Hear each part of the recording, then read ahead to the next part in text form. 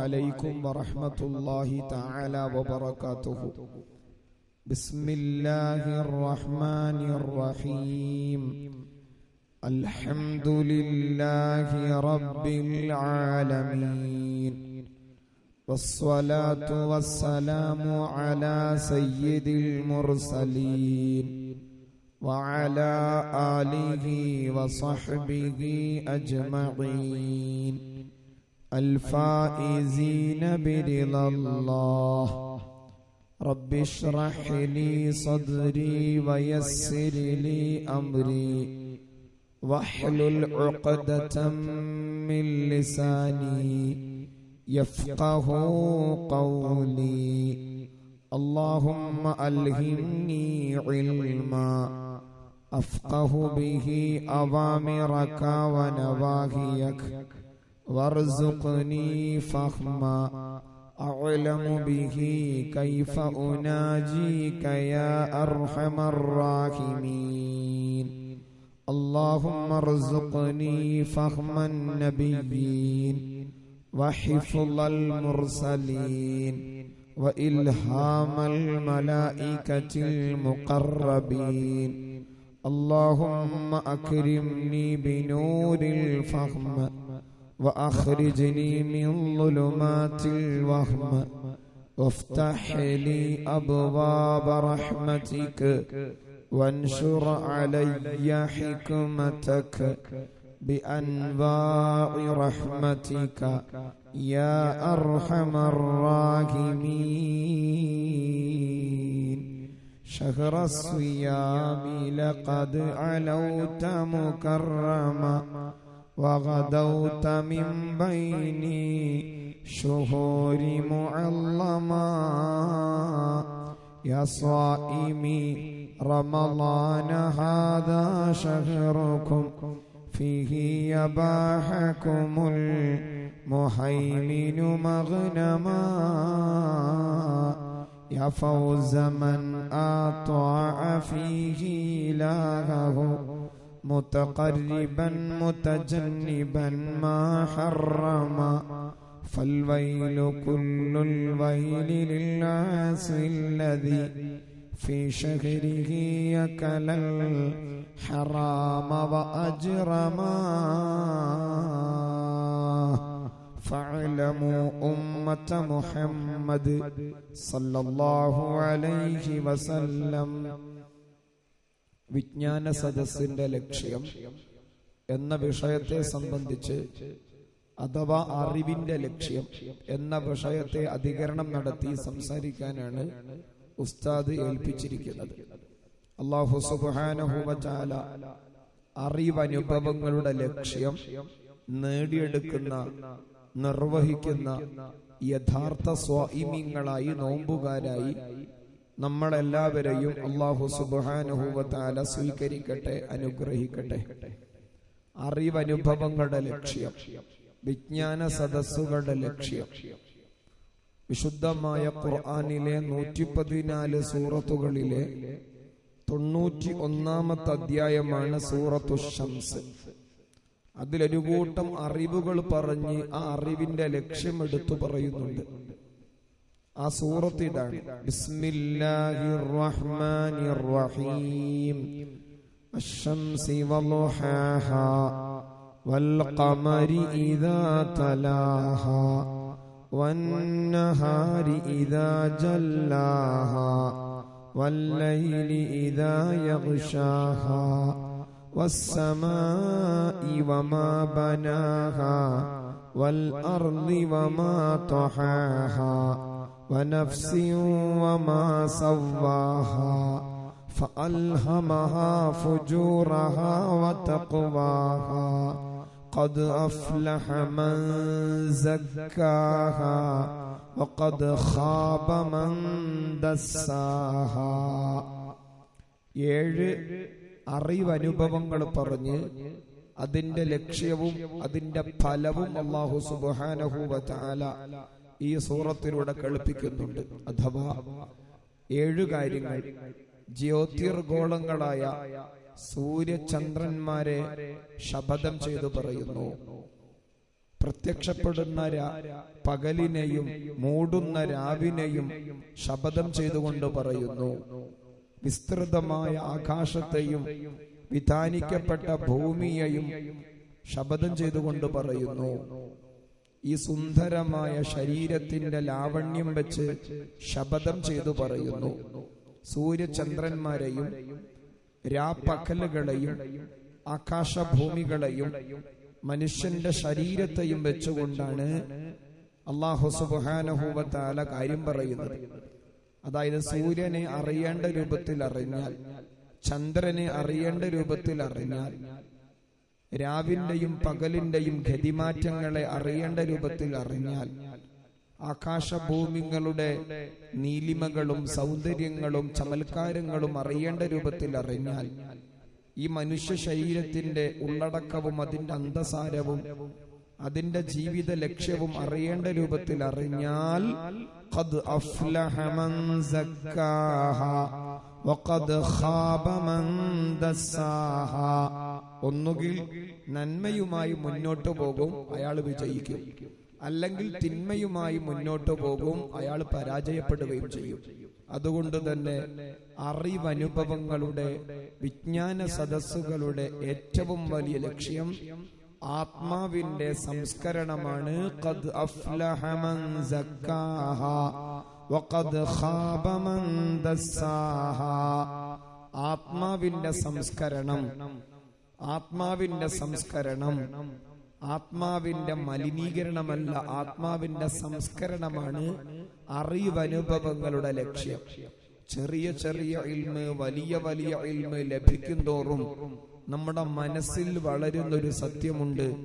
ഇന്നത് നന്മയാണ്, ഇന്നത് തിന്മയാണ്, ഇന്നത് നന്മയാണ്, ഇന്നത് തിന്മയാണ്, ഇത് ഖൈറാണ്, ഇത് ഷർറാണ്, ഇത് ഫുജൂറാണ്, ഇത് തഖ്വയാണ്, ഇത് സുഹൃതമാണ്, ഇത് ദുഷ്കർമ്മമാണ്, ഇത് ധർമ്മമാണ്, അധർമ്മമാണ്.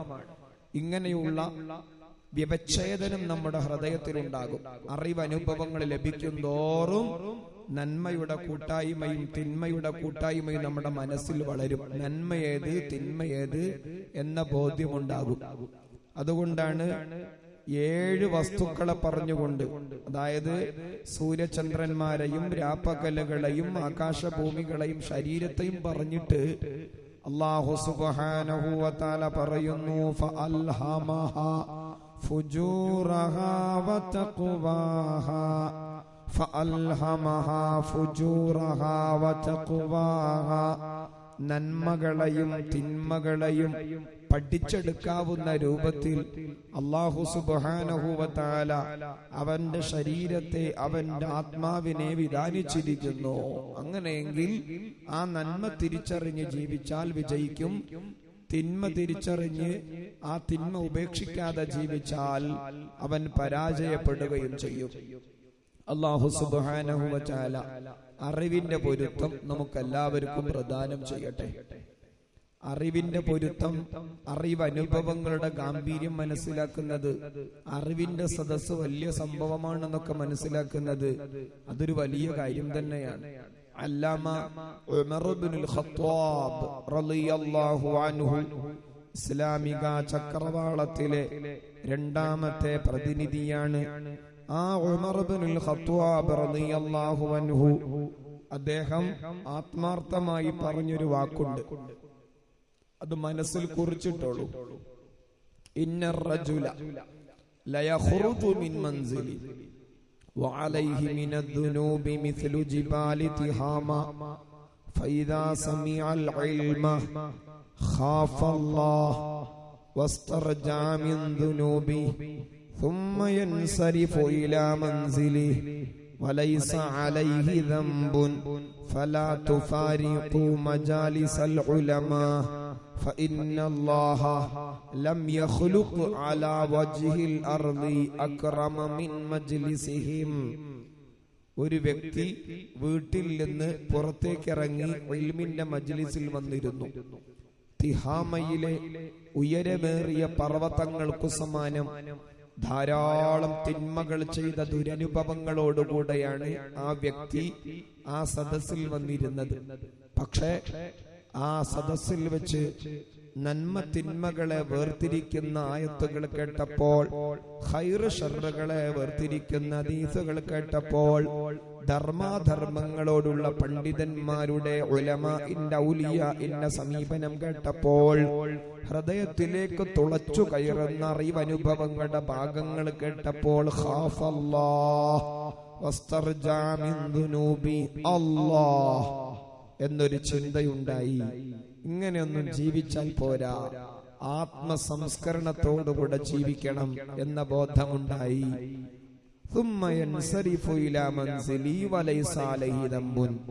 അതുകൊണ്ട് തന്നെ പിന്നീട് പാപബന്ധനങ്ങളിൽ നിന്ന് രക്ഷപ്പെട്ടുകൊണ്ടാണ് വീട്ടിലേക്ക് തിരിച്ചു പോകുന്നത്. അതുകൊണ്ട് തന്നെ അറിവനുഭവങ്ങളുടെ സദസ്സുകൾ ഫലാ തുഫാരിഖൂ, നിങ്ങൾ നഷ്ടപ്പെടുത്തരുതേ, ഉപയോഗപ്പെടുത്തണമെന്ന്. അല്ലാഹു തആല തൗഫീഖ് തരട്ടെ. അറിവനുഭവങ്ങളുടെ അടിസ്ഥാനം ഞാൻ പറഞ്ഞു. നന്മ തിന്മകൾ അറിയാൻ ഉപകരിക്കും അറിവ് നിരന്തരം കേട്ടാൽ. നന്മ തിന്മകൾ അറിയാതിരുന്നാൽ ജീവിതം താറുമാറാകും. ഇന്ന് നന്മകൾ ചെയ്യാതിരുന്ന് നന്മ ചെയ്യുമ്പോൾ ഒരു മടി, തിന്മ ചെയ്ത് തിന്മ ചെയ്യുമ്പോൾ ഒരു മടിയുമില്ല. അങ്ങനത്തെ ഒരു കാലമായിരിക്കുകയാണ്. അറിവിന്റെ ഏറ്റവും വലിയ ഫലം നന്മ ഇന്നതാണെന്നും തിന്മ ഇന്നതാണെന്നും വേർതിരിയുമെന്നതാണ്.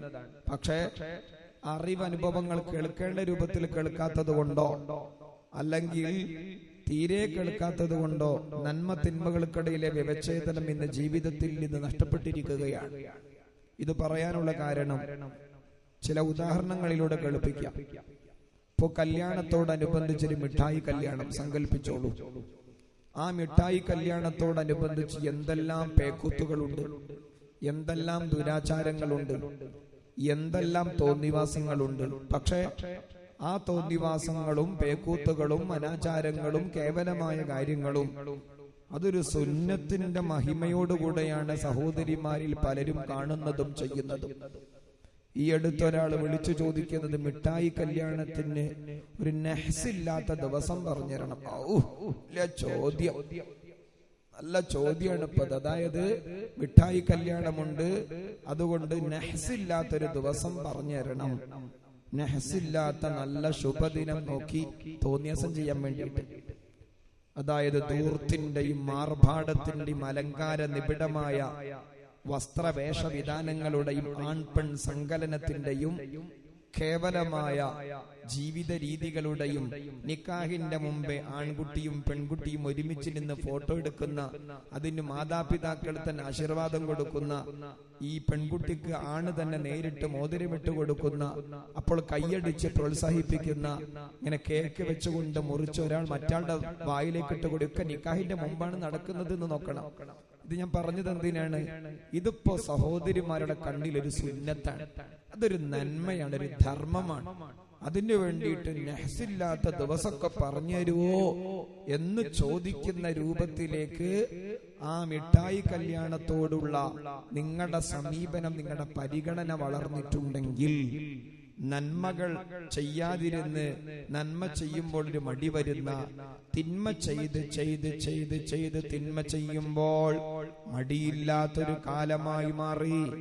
അതുകൊണ്ട് ഇൽമ് കേട്ട് അതിന്റെ ഏറ്റവും വലിയ ഫലം പ്രകടമാകുന്നത് ഫുജൂറിനെ ഫുജൂറായിട്ടും തഖ്വയെ തഖ്വയായിട്ടും കാണാൻ കഴിയണം. നന്മയെ നന്മയായിട്ടും തിന്മയെ തിന്മയായിട്ടും കാണാൻ കഴിയണം. അവിടെയാണ് ഒരു മനുഷ്യന്റെ ഏറ്റവും വലിയ ധൈര്യം. കലിമത്തു ഹഖ്ഖിൻ ഇൻദ മൻ യുർജാ വയുഖാഫ്. എത്ര സങ്കീർണമായ സാഹചര്യങ്ങളാണെങ്കിലും, എത്ര ഗുരുതരമായ സാഹചര്യങ്ങളാണെങ്കിലും, നന്മകളെ നന്മകളായിട്ടും തിന്മകളെ തിന്മകളായിട്ടും മനസ്സിലാക്കാനും അത് പ്രഖ്യാപിക്കാനുമുള്ള ഒരു മനുഷ്യന്റെ ധൈര്യമാണ് ഏറ്റവും വലിയ ധൈര്യം, ഈമാനിന്റെ പരമോന്നത തലം. അല്ലാഹു തആല തൗഫീഖ് പ്രദാനം ചെയ്യട്ടെ. ഒരു ഉദാഹരണം കേൾപ്പിച്ചതാണ്.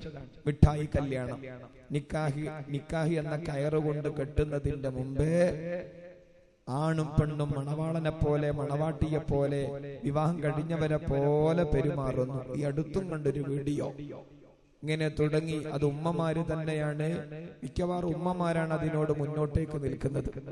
മറ്റൊരു കാര്യമാണ്, കല്യാണത്തിന്റെ അന്നുള്ള ഓഡിറ്റോറിയം കല്യാണങ്ങളിലാണെങ്കിൽ ഉമ്മമാക്ക് വലിയൊരു നാളാണല്ലോ. ഓഡിറ്റോറിയം കല്യാണങ്ങളാണെങ്കിൽ ആ സദസ്സിൽ തന്നെ ആൺ പെൺ സങ്കലനമുള്ള സദസ്സിൽ വന്നിരിക്കും. മണവാളനെയും മണവാട്ടിയെയും ആ ഒരു സ്റ്റേജിൽ പ്രദർശന വസ്തുക്കളെ പോലെ അവരെ പ്രദർശിപ്പിക്കും. പിന്നീട് അങ്ങോട്ട് ഈ ആണിന്റെയും പെണ്ണിന്റെയും അഭിനയങ്ങളാണ്. അവർ കെട്ടിപ്പിടിക്കുന്നു, ചുംബിക്കുന്നു, ആ പെൺകുട്ടിയെ ഒരു അലങ്കൃതമായ പന്തലിനകത്താക്കി കൊണ്ടുവരുന്നു, കൈകൊട്ടി പ്രോത്സാഹിപ്പിക്കുന്നു. ഇങ്ങനെ തുടങ്ങി. അതൊക്കെ നിങ്ങളുടെ കണ്ണിൽ നന്മയാണ്, അത് നിങ്ങളുടെ കണ്ണിൽ ധർമ്മം പോലെ നിങ്ങൾ പെരുമാറുന്നു. പറഞ്ഞു വരുന്നത് ഇൽമിന്റെ മജ്ലിസിലേക്ക് വന്നിട്ട് നന്മ ഏതാണെന്നും തിന്മ ഏതാണെന്നും തിരിച്ചറിഞ്ഞിട്ട് ജീവിതത്തിൽ നന്മകളെ നന്മകളായിട്ടും തിന്മകളെ തിന്മകളായും മനസ്സിലാക്കി വ്യവച്ഛേദിക്കാതിരുന്നാൽ ഇതുപോലെയുള്ള സദസ്സുകളിൽ വന്നിരുന്നത് കൊണ്ട് കാര്യമില്ല.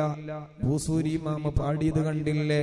അസ്തഗ്ഫിറുല്ലാഹ മിൻ ഖൗലിൻ ബിലാ അമലി ലഖദ് നസബ്തു ബിഹി നസ്ലൽ ലിദി ഉഖൂമി മൗലായ സ്വല്ലി വസല്ലിം ദായിമൻ അബദാ അലാ ഹബീബിക ഖൈറിൽ ഖൽഖി കുല്ലിഹിം.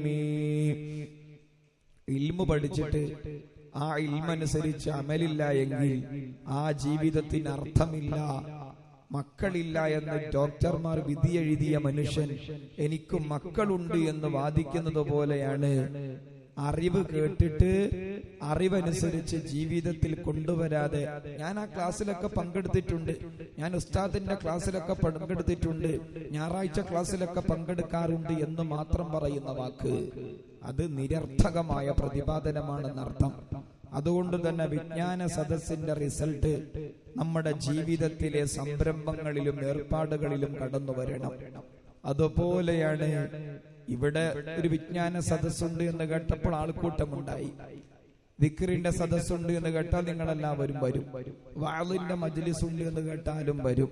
നന്മയുടെ സദസ്സുണ്ട് എന്ന് കേട്ടാലും വരും. സമാന്തരമായി സ്കൂളുകളിലോ കോളേജുകളിലോ കുട്ടി പഠിക്കുന്ന സ്കൂളിലോ കോളേജിലോ സംഗീതോത്സവമുണ്ട്, കലോത്സവമുണ്ട്, അല്ലെങ്കിൽ ഒപ്പനപ്പാട്ടുണ്ട്. ഇങ്ങനെ തുടങ്ങി കലോത്സവങ്ങളും കലാമാമാങ്കങ്ങളും ഉണ്ട് എന്നറിഞ്ഞാൽ ഉമ്മച്ചിമാരെല്ലാവരും സഹോദരിമാരെല്ലാവരും പോകുന്നു ആ കലോത്സവങ്ങൾ കാണാൻ വേണ്ടി. വാളിന് പോയിരുന്ന അതേ മനസ്സുകൊണ്ട് തന്നെയാണ്, ഇൽമിന്റെ സദസ്സിൽ വന്നിരുന്ന അതേ മനസ്സോടുകൂടെ തന്നെയാണ് ആ തിന്മ നടക്കുന്ന സദസ്സിലേക്കും ഈ ഉമ്മ പോകുന്നത്, ഈ സഹോദരി പോകുന്നത്. അതുകൊണ്ട് തന്നെ ഇൽമ് കേട്ടതിന്റെ എന്ത് റിസൾട്ടാണ് ജീവിതത്തിലുള്ളത്? അറിവ് കേട്ട എന്ത് റിസൾട്ടാണ് ജീവിതത്തിലുള്ളത്? ഓരോന്നോരോന്നെടുത്തു പറയുമ്പോൾ ഓരോ ബോധമുണ്ടാകും, ഒരു പ്രതിജ്ഞാബദ്ധമായ മനസ്സുണ്ടാകും. അല്ലാഹു സുബ്ഹാനഹു വ തആല തൗഫീഖ് പ്രദാനം ചെയ്യട്ടെ. അതുപോലെ വസ്ത്രവേഷവിധാനങ്ങൾ എടുക്കുന്നിടത്ത് നന്മയുടെ വസ്ത്രവേഷവിധാനങ്ങളാണോ നമ്മൾ എടുക്കുന്നത്, അതല്ല തിന്മയുടെ വസ്ത്രവേഷവിധാനങ്ങളാണോ? നിരന്തരം നമ്മൾ ഇൽമിന്റെ ക്ലാസ്സുകളിൽ പങ്കെടുക്കുന്നവരാണ്. എത്രമാത്രം നഗ്നത മറച്ചുകൊണ്ടാണ് നമ്മൾ പുറത്തേക്ക് ഇറങ്ങുന്നത്, അല്ലെങ്കിൽ കല്യാണ സദസ്സുകളിലേക്ക് പോകുന്നത്, അല്ലെങ്കിൽ സൽക്കാരങ്ങളിലേക്ക് പോകുന്നത് എന്ന് മനസ്സിനോട് ചോദിക്കണം. ഇന്ന് വസ്ത്രവേഷവിധാനങ്ങളുടെ കാര്യം ഇന്ന് വളരെ വളരെ നിപതിച്ചുകൊണ്ടിരിക്കുകയാണ്. പ്രത്യേകിച്ചും നമ്മുടെ പെൺകുട്ടികൾ സ്കൂളുകളിലേക്ക്, കോളേജുകളിലേക്ക്, ഭൗതിക കലാലയങ്ങളിലേക്ക് പോകുന്ന പെൺകുട്ടികളുടെ വസ്ത്രവേഷവിധാനം, തലമുടി മറക്കേണ്ടതില്ല, കൈക്കാലുകൾ മറക്കേണ്ടതില്ല, നഗ്നത പ്രദർശിപ്പിക്കാം എന്ന രൂപത്തിലാണ് അവരുടെ സംസ്കാരങ്ങൾ, അവരുടെ ശരീരഭാഷ വിളിച്ചു പറഞ്ഞുകൊണ്ടിരിക്കുന്നത്. ആ മക്കൾക്ക് വസ്ത്രം വാങ്ങിച്ചു കൊടുക്കുന്നത് ആരാണ്? ഈ ക്ലാസ്സിൽ പങ്കെടുക്കുന്ന, ഇൽമിന്റെ മജ്ലിസിൽ പങ്കെടുക്കുന്ന, വാളിന്റെ മജ്ലിസിൽ പങ്കെടുക്കുന്ന, അല്ലെ ഓൺലൈൻ മജ്ലിസ് നിരന്തരം കേൾക്കുന്ന, അല്ലെ ദിക്റും സ്വലാത്തും നല്ലോണം ചൊല്ലുന്ന, തസ്ബീഹിന്റെ മാല എപ്പോഴും കയ്യിൽ മറിച്ചിട്ട് കൊണ്ടിരിക്കുന്ന ഉമ്മ തന്നെയാണ് ആ പെൺകുട്ടിക്ക് വസ്ത്രം വാങ്ങിക്കൊടുക്കുന്നത്. അങ്ങനെയെങ്കിൽ അറിവിന്റെ ലക്ഷ്യം നമ്മുടെ ജീവിതത്തിൽ ഫലിച്ചിട്ടുണ്ടോ? ഇൽമിന്റെ മജ്ലിസിന്റെ ലക്ഷ്യം നമ്മുടെ ജീവിതത്തിൽ ഫലിച്ചിട്ടുണ്ടോ ഉണ്ടെങ്കിൽ അത് വസ്ത്രവേഷ വിധാനങ്ങളിലും കാണേണ്ടതുണ്ട്. വിശുദ്ധമായ ഖുർആനിലെ സൂറത്തുൽ അറാഫിലെ 26-ാമത്തെ വാക്യം മനസ്സിൽ കുറിച്ചിട്ടോളൂ. ആയത്തിന്റെ നമ്പർ പറയുന്നത്. പിന്നീട് ആ ഖുർആൻ എടുത്ത് ഓതുമ്പോൾ ആ ആയത്തിൽ കണ്ണ് പതിയുമ്പോൾ ഉസ്താദ് പറഞ്ഞ ആശയം മനസ്സിലേക്ക് വരാനാണ് ഈ കാര്യം പറയുന്നത്. വിശുദ്ധമായ ഖുർആനിലെ സൂറത്തുൽ അറാഫിലെ 26-ാമത്തെ വാക്യം യാ ബനി ആദം ഖദ് അൻസൽനാ അലൈക്കും ലിബാസൻ യുവാരി സൗആതികും ബരീഷാ ولباس التقوى ذلك خير ذلك من آيات الله ذلك من آيات الله لعلهم يذكرون. അല്ലയോ മാനവ സമൂഹമേ, നിങ്ങൾക്ക് വസ്ത്രങ്ങളെ നിഅമത്തായി നമ്മൾ തന്നിട്ടുണ്ട്. നിങ്ങൾ തഖ്വയുടെ വസ്ത്രം തിരഞ്ഞെടുക്കണം. നിങ്ങൾക്ക് അല്ലാഹുവിലേക്ക് എത്താനുള്ള വഴിയാണ് നിങ്ങളുടെ വസ്ത്രം. നിങ്ങൾ ഉൾക്കൊള്ളാനാണ് ഈ പറയുന്നത്. ഖുർആനിന്റെ ഖണ്ഡിതമായ പ്രയോഗമാണ്. അതുപോലെ വിശുദ്ധമായ ഖുർആനിലെ സൂറത്തുൽ അഹ്സാബിലെ 59-ാമത്തെ വാക്യം യാ അയ്യുഹൻ നബിയ്യു ഖുൽ ലി അസ്വാജിക വബനാതിക വനിസാഇൽ മുഅ്മിനീൻ യുദ്നീന അലൈഹിന്ന മിൻ ജലാബീബിഹിൻ ذلك أدنى أن يعرفن فلا يؤذين وكان الله غفورا رحيما وكان الله غفورا رحيما وكان الله غفورا رحيما. അല്ലാഹു സുബ്ഹാനഹു വ തആല നബി സല്ലല്ലാഹു അലൈഹി വസല്ലമ തങ്ങളോട് പറയുന്നു, ഇത് ഖുർആനിലുള്ള ആയത്താണ്, എന്റെ വചനമല്ല. സൂറത്തുൽ അഹ്സാബിലെ 59-ാമത്തെ വചനം യാ അയ്യുഹൻ നബിയ്യു അല്ലയോ യാ അയ്യുഹൻ നബിയ്യു അല്ലയോ പ്രവാചകരെ ഖുൽ ലി അസ്വാജിക ഭാര്യമാരോട് നിങ്ങൾ പറയണം, വബനാതിക സ്വന്തം പെൺമക്കളോടും പറയണം, വനിസാഇൽ മുഅ്മിനീൻ ലോകത്തുള്ള ഈമാനുള്ള സ്ത്രീകളോടും പറയണം, യുദ്നീന അലൈഹിന്ന മിൻ ജലാബീബിഹിന്ന അവരുടെ നഗ്നത മറച്ചുകൊണ്ട് വസ്ത്രം ധരിക്കാൻ, അവരുടെ നഗ്നത മറച്ചുകൊണ്ട് വസ്ത്രം ധരിക്കാൻ, മുടി കാണിക്കാതെ കൈകാലുകൾ കാണിക്കാതെ ശരീരത്തിന്റെ നഗ്നതകൾ മറച്ചുകൊണ്ട് വസ്ത്രം ധരിക്കാൻ അവരോട് പറയണം. അവരുടെ സംരക്ഷണത്തിനും അവരുടെ സുരക്ഷിതത്വത്തിനുമാണത്.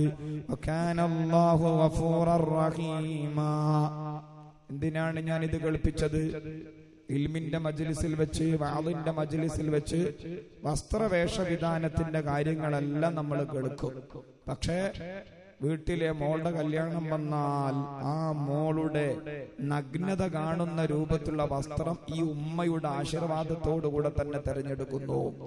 അല്ലെങ്കിൽ പെൺകുട്ടിയെ സ്കൂളിലേക്ക് കോളേജിലേക്ക് വിടുന്നത് ഈ ഉമ്മയും ബാപ്പയുമാണ്.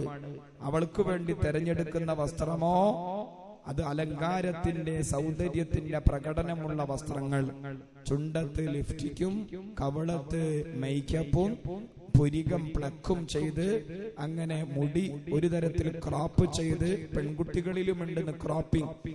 മുടി ക്രോപ്പ് ചെയ്യുന്നത് പൊതുവിൽ പുരുഷന്മാരിലായിരുന്നു ഉണ്ടായിരുന്നതെങ്കിൽ ഇന്ന് പെൺകുട്ടികളിലേക്കും അത് വഴിമാറി. അഥവാ മുടിയുടെ മുൻഭാഗത്തിൽ അല്പം വെട്ടി ആ മുന്നിലേക്ക് മുടി തൂക്കിയിടുന്ന, അല്ലെങ്കിൽ പുരുഷന്മാരിൽ ചില കുട്ടികളെങ്കിലും ചില ആൺകുട്ടികൾ മുടിക്ക് കളർ പിടിപ്പിക്കുന്നത് പോലെ മുടിക്ക് കളറും പിടിപ്പിച്ച് അങ്ങനെ പാതി മുടി കാണിച്ച് ഇങ്ങനെ തുടങ്ങി ശരീരത്തിന്റെ നഗ്നത കാണിച്ചുകൊണ്ടുള്ള വസ്ത്രവേഷവിധാനം. ആ വസ്ത്രവേഷവിധാനത്തിന്റെ നന്മ ക്ലാസ്സിൽ വെച്ചും വാതിൽ വെച്ചും ഇതുപോലെയുള്ള മജ്ലിസിൽ വെച്ച് നമ്മൾ കേട്ടിട്ട് അത് നമ്മുടെ മക്കളിൽ നമ്മുടെ ജീവിതത്തിൽ പ്രകടിപ്പിക്കാതിരുന്നാൽ അവിടെ ഇൽമിന്റെ ലക്ഷ്യം നിറവേറിയിട്ടുണ്ടോ? ക്ലാസിന്റെ ലക്ഷ്യം നിറവേറിയിട്ടുണ്ടോ? ഒരു ചെവിയിലൂടെ കേട്ട് മറ്റൊരു ചെവിയിലൂടെ വിട്ടു എന്നതല്ലാതെ ആ ഇൽമ കേട്ടതുകൊണ്ട് എന്ത് നേട്ടമാണുള്ളത്? അല്ലാഹുവേ, ഇൽമിന്റെ അമല് ഞങ്ങൾക്ക് നൽകണേ അല്ലാഹ്, ഇൽമിന്റെ അമല് ഞങ്ങൾക്ക് നൽകണേ റബ്ബേ. അങ്ങനെ ഓരോന്നെടുത്തു നോക്കിയാൽ എത്രയോ കാര്യങ്ങൾ എടുത്തു പറയാനുണ്ടാകും. ഒരു ആലിമി എന്ന നിലയിൽ, ഇൽമിന്റെ അഹ്ലുകാരൻ എന്ന നിലയിൽ ഓഡിറ്റോറിയം കല്യാണങ്ങളിലേക്ക് പോവാൻ മടിയാണ്. നിങ്ങളോട് ഞാൻ കേൾപ്പിക്കുകയാണ്. കാരണം 1000-ലധികം നിക്കാഹുകളുടെ സദസ്സിൽ ഞാൻ പങ്കെടുത്തിട്ടുണ്ട്, നിക്കാഹ് ചെയ്തു കൊടുത്തിട്ടുണ്ട്. 1000-ലധികം നിക്കാഹുകൾ ചെയ്തു കൊടുത്തിട്ടുണ്ട്. അതിൽ ചിലതൊക്കെ ഓഡിറ്റോറിയം നിക്കാഹുകളാണ്. ഓഡിറ്റോറിയം നിക്കാഹിന്റെ ഏറ്റവും വലിയ പ്രയാസം എന്താണ്? ഈ സ്ത്രീകളെല്ലാവരും, സഹോദരിമാരെല്ലാവരും കൂടി ആ മുന്നിൽ തന്നെ വന്നിരിക്കും.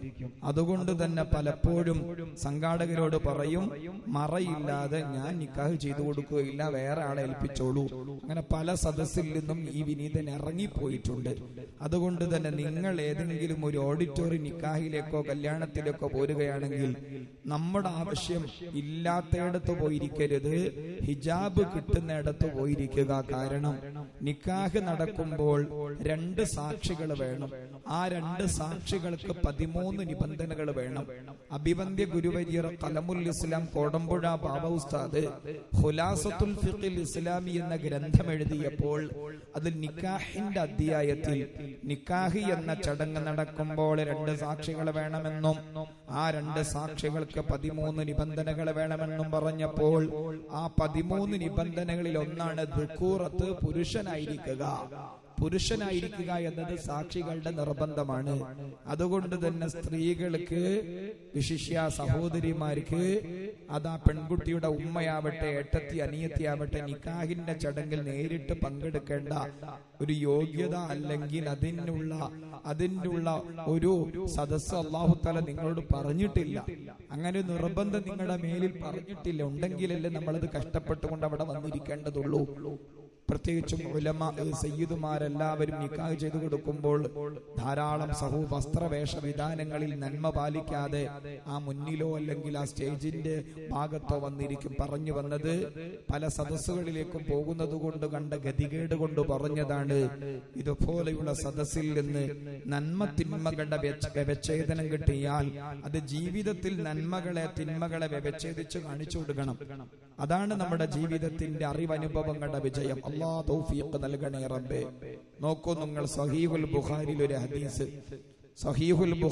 ഒരു ഹദീസ്, അറിവ് നിരന്തരം കേട്ട ഒരു മുഅ്മിനിന്റെയും അറിവ് കേൾക്കാത്ത ഒരു ഫാജിറിന്റെയും തോന്നിവാസിയുടെയും ഇടയിലുള്ള വ്യത്യാസമാണ് നബി സല്ലല്ലാഹു അലൈഹി വസല്ലമ തങ്ങൾ കേൾപ്പിക്കുന്നത്. അഥവാ ഇന്നൽ മുഅ്മിന യറാ ദുനൂബഹു കഅന്നഹു ഖാഇദുൻ തഹ്ത ജബലിൻ യഖാഫു അൻ യഖഅ അലൈഹി വഇന്നൽ ഫാജിറ യറാ ദംബഹു കദുബാബിൻ മറ അലാ അൻഫിഹി فقال به هكذا ثم قال لله أفرح بتوبة عبده من رجل نزل منزلا وبه مهلكة ومعه راحلته عليها طعامه وشرابه فوضع رأسه فنام نومة فاستيقظ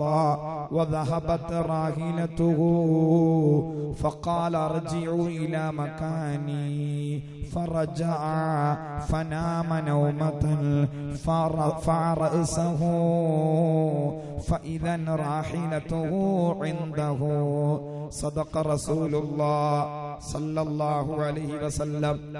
إن المؤمن യഥാർത്ഥ ഈമാനുള്ള അറിവനുഭവങ്ങൾ അനുഭവിക്കുന്ന വിശ്വാസി യറാദുനൂബഹു തിന്മകളെല്ലാം അവൻ കാണുന്നത് കഅന്നഹു ഖാഇദുൻ തഹത ജബലിൻ യഖാഫു അൻ യഖഅ അലൈഹി. താനൊരു ഉയർത്തിവെച്ച പർവ്വതത്തിന്റെ ചോട്ടിലാണ്, ഉയർത്തിവെച്ച ഒരു കുന്നിന്റെ ചോട്ടിലാണ് താൻ ഇരിക്കുന്നത് എന്ന ഒരു പേടിയോടുകൂടെയായിരിക്കും. അഥവാ ആ കുന്നെങ്ങാനം, ആ മലയെങ്ങാനം, ആ കല്ലെങ്ങാനം തന്റെ തലയിൽ വീണാലോ എന്ന രൂപത്തിൽ ഒരു വലിയ കല്ലിന്റെ ചോട്ടിൽ, ഒരു വലിയ പർവ്വതത്തിന്റെ ചുവട്ടിൽ ഇരിക്കുന്നത് പോലെയാണ് തിന്മകളോടുള്ള, അധർമ്മങ്ങളോടുള്ള, തോന്നിവാസങ്ങളോടുള്ള ഇൽമ് കേൾക്കുന്ന ഈമാനുള്ള മുഅ്മിനിന്റെ സമീപനം.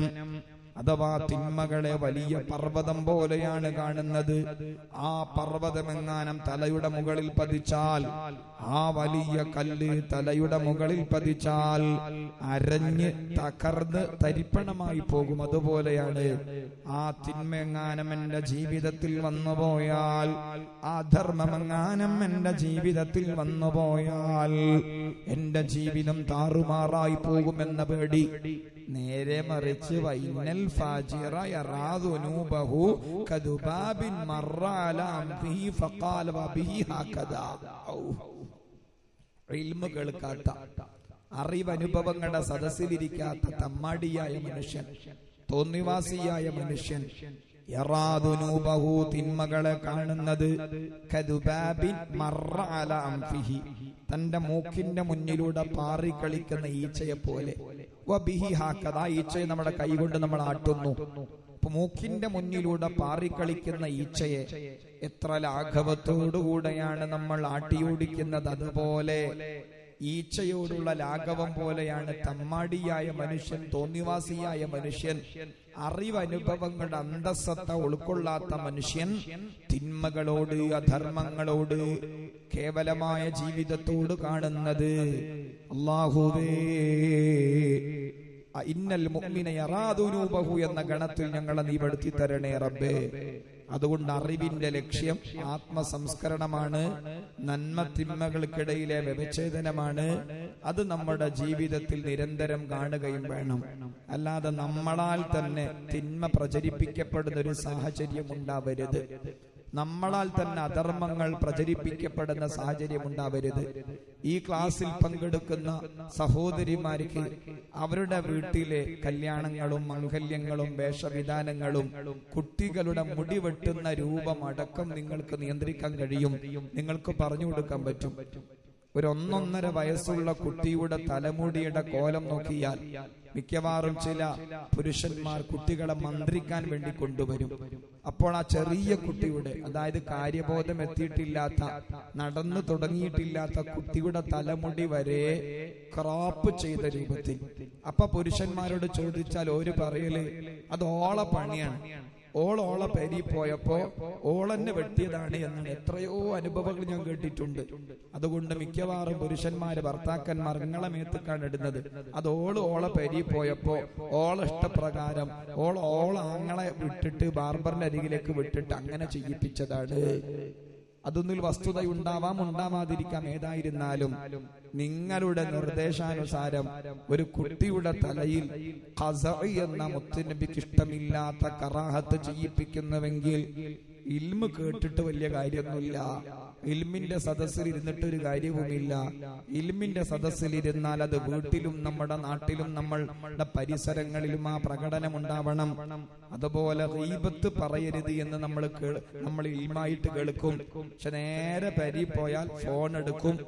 എന്നിട്ട് വീട്ടിലെ പെൺകുട്ടി, വീട്ടിലെ മോൾക്ക് വിളിക്കും.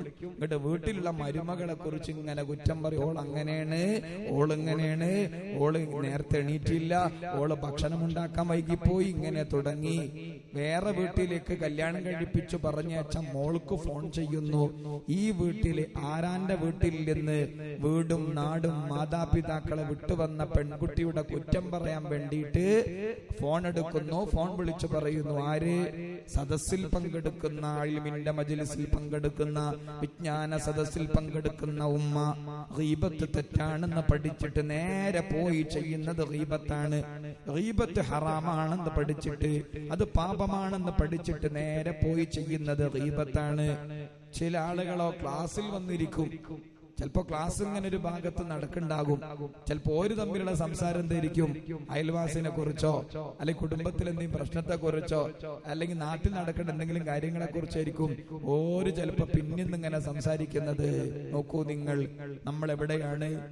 ഇൽമിന്റെ റിസൾട്ട് നമ്മുടെ ജീവിതത്തിൽ ഉണ്ടോ ഇല്ലേ എന്ന് മനസ്സിനോട് ചോദിക്കാനാണ് ഉദാഹരണങ്ങൾ ഓരോന്നോരോന്ന് പറയുന്നത്.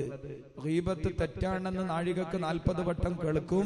കേട്ടിട്ട് നേരെ പോയിട്ട് ആ ഗീബത്ത് നമ്മൾ പറയും, അല്ലെങ്കിൽ ഗീബത്ത് കേൾക്കും. ഗീബത്ത് പറയുന്നതും ഗീബത്ത് കേൾക്കുന്നതും തെറ്റാണ്.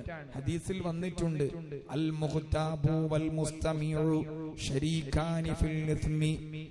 ഗീബത്ത് പറയുന്നവരും ഗീബത്ത് കേൾക്കുന്നവരും തിന്മയുടെ വിഷയത്തിൽ തുല്യരാണ്, ശിക്ഷയുടെ വിഷയത്തിൽ തുല്യരാണ്.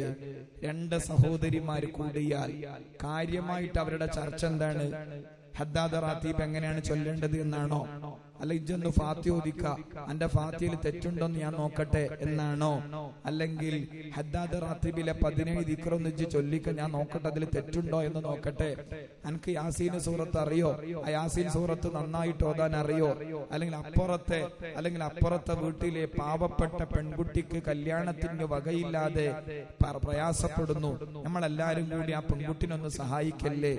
ഇങ്ങനെയുള്ള ധർമ്മ സംസാരങ്ങളാണോ 2 പേര് 3 പേര് കൂടുമ്പോൾ വരാറുള്ളത്? അതല്ല, അപ്പുറത്തെ പെണ്ണിന്റെ പുതിയാപ്പള ഓളോട് ചൂടായി, ഞാനത് കേട്ടു, അതിന്റെ ഉള്ളടക്കം എന്തേലും അറിയോ? ഓള് ഭക്ഷണം ഉണ്ടാക്കിയപ്പോ അതിൽ ഭക്ഷണത്തിൽ ഉപ്പ് കൂടിപ്പോയി എന്നെങ്ങനെ കട്ട് കേട്ടിട്ടും അല്ലാതെയും ആരാന്റെ കലഹങ്ങളും ആരാന്റെ കച്ചറകളും ആരാന്റെ പച്ച മാംസങ്ങളും അത് തമ്മിൽ സംസാരിക്കുന്നത് ഗുരുതരമായ തെറ്റാണെന്ന് പഠിച്ചിരിക്കെ അറിഞ്ഞിരിക്കെ അത് ജീവിതത്തിൽ കൊണ്ടുവരുന്നുവെങ്കിൽ ഇൽമിന്റെ റിസൾട്ട് എവിടെ? ഇൽമിന്റെ ലക്ഷ്യം എവിടെ? അതുകൊണ്ട് 2 ആൾ കൂടിയാൽ നമുക്ക് നന്മകൾ സംസാരിക്കാം. റജുലാനി തഹബ്ബാ ഫില്ലാ ഇജ്തമാ അലൈഹി വതഫറഖാ അലൈഹി. 2 വ്യക്തികൾ ഒരുമിച്ച് കൂടിയാൽ അല്ലാഹ്ക്ക് പൊരുത്തമുള്ള സംസാരങ്ങളാണ് വരേണ്ടത്. 2 വ്യക്തികൾ ഒരുമിച്ച് കൂടിയാൽ അല്ലാഹ്ക്ക് പൊരുത്തമുള്ള സംസാരമാണ് വരേണ്ടത്. ഉദാഹരണമായി, ഈ ക്ലാസ് കഴിഞ്ഞിട്ട് നിങ്ങളെ വീട്ടിലേക്ക് പോയി എന്ന് സങ്കല്പിക്കുക. വീട്ടിലേക്ക് പോയപ്പോ വീട്ടിൽ നിന്ന് ഈ ക്ലാസ്സിൽ പങ്കെടുക്കാത്ത ആരോ ഉണ്ടായിരുന്നു എന്ന് സങ്കല്പിക്കുക. എന്നാ പിന്നെ നിങ്ങൾ അവരോട് പറയേണ്ടത് എന്താണ്? ഇന്ന് ക്ലാസ്സിൽ പങ്കെടുത്തു, ഉസ്താദ് ഇന്നതൊക്കെ പറഞ്ഞു തന്നു. അതൊരു നന്മയുടെ പ്രചരണമാണ്. നിങ്ങൾക്ക് ചെയ്യാൻ പറ്റുന്ന ഒരു ധർമ്മമാണത്, നന്മയാണത്. അല്ലാതെ സ്വന്തം ഉമ്മയെയും ബാപ്പയെയും ഒഴിവാക്കി, സ്വന്തം വീടും നാടും കുടിയും ഒഴിവാക്കി ഭർത്താവിന്റെ വീട്ടിൽ വന്ന് താമസിക്കുന്ന ആ പെൺകുട്ടിയുടെ മനസ്സ് വേദനിപ്പിക്കുന്ന രൂപത്തിൽ അവളുടെ കുറ്റവും കുറവുകളും ന്യൂനതകളും മാത്രം നോക്കി ഇങ്ങനെ ഭൂതക്കണ്ണാടി വെച്ച് അതിങ്ങനെ നോക്കി മറ്റുള്ളവരോട് തുറന്നു പറയുന്ന ഈ പെൺകുട്ടിയുടെ മനസ്സ് വേദനിപ്പിക്കുന്ന ദുഷിച്ച സ്വഭാവമുള്ളവരുണ്ടാകും. ഇത് ഞാൻ പ്രത്യേകം എടുത്തു പറയാനുള്ള കാരണം, 100-ലേറെ മസ്ലഹത്തിന്റെ ചർച്ചകളിൽ പങ്കെടുത്തിട്ടുണ്ട്. മസ്ലഹത്തിന്റെ ചർച്ചയിലേക്ക് കടക്കുമ്പോൾ ആദ്യം നമ്മൾ ഇൽമു പറയും, ദീനിന് ഈ വിഷയത്തെ സംബന്ധിച്ചുള്ള നിലപാട് എന്താണെന്ന് പറയും. ചിലപ്പോൾ അമ്മായിയുടെയും മരുമകളുടെയും ഇടയിലുള്ള കലഹങ്ങളായിരിക്കും, അല്ലെങ്കിൽ ഭർത്താവിന്റെയും ഭാര്യയുടെയും ഇടയിലുള്ള കലഹങ്ങളായിരിക്കും, അല്ലെങ്കിൽ കുടുംബാംഗങ്ങൾക്കിടയിലെ കലഹങ്ങളായിരിക്കും. ഇങ്ങനെ മസ്ലഹത്തിന്റെ ചർച്ചകളിൽ പങ്കെടുക്കുമ്പോൾ ആദ്യം നമ്മൾ ഖുർആൻ ആയത്തും ഹദീസൊക്കെ ചൊല്ലി ഒരു പറയുന്ന കാര്യങ്ങൾ ഉൾക്കൊള്ളാൻ പാകത്തിലാണ് നമ്മൾ പറഞ്ഞു കൊടുക്കുക. അങ്ങനെ ഖുർആൻ ആയത്തും ഹദീസും കാര്യങ്ങളൊക്കെ പറഞ്ഞു കൊടുത്താലും പിന്നീടും ആ മസ്ലഹത്തിന്റെ ചർച്ച ഒരു വഴിയിലും എത്താതെ, അഥവാ താൻ പിടിച്ച മുയലിന് 3 ചെവി എന്ന രൂപത്തിൽ തന്റെ തിന്മയ്ക്ക് ന്യായീകരണം കാണുന്ന എത്രയോ ദുരനുഭവങ്ങൾ ഉണ്ടായിട്ടുണ്ട്. ഉദാഹരണമായി, ഒരു അനന്തര സ്വത്തിന്റെ വിഭജനത്തിന് വേണ്ടി പോയി.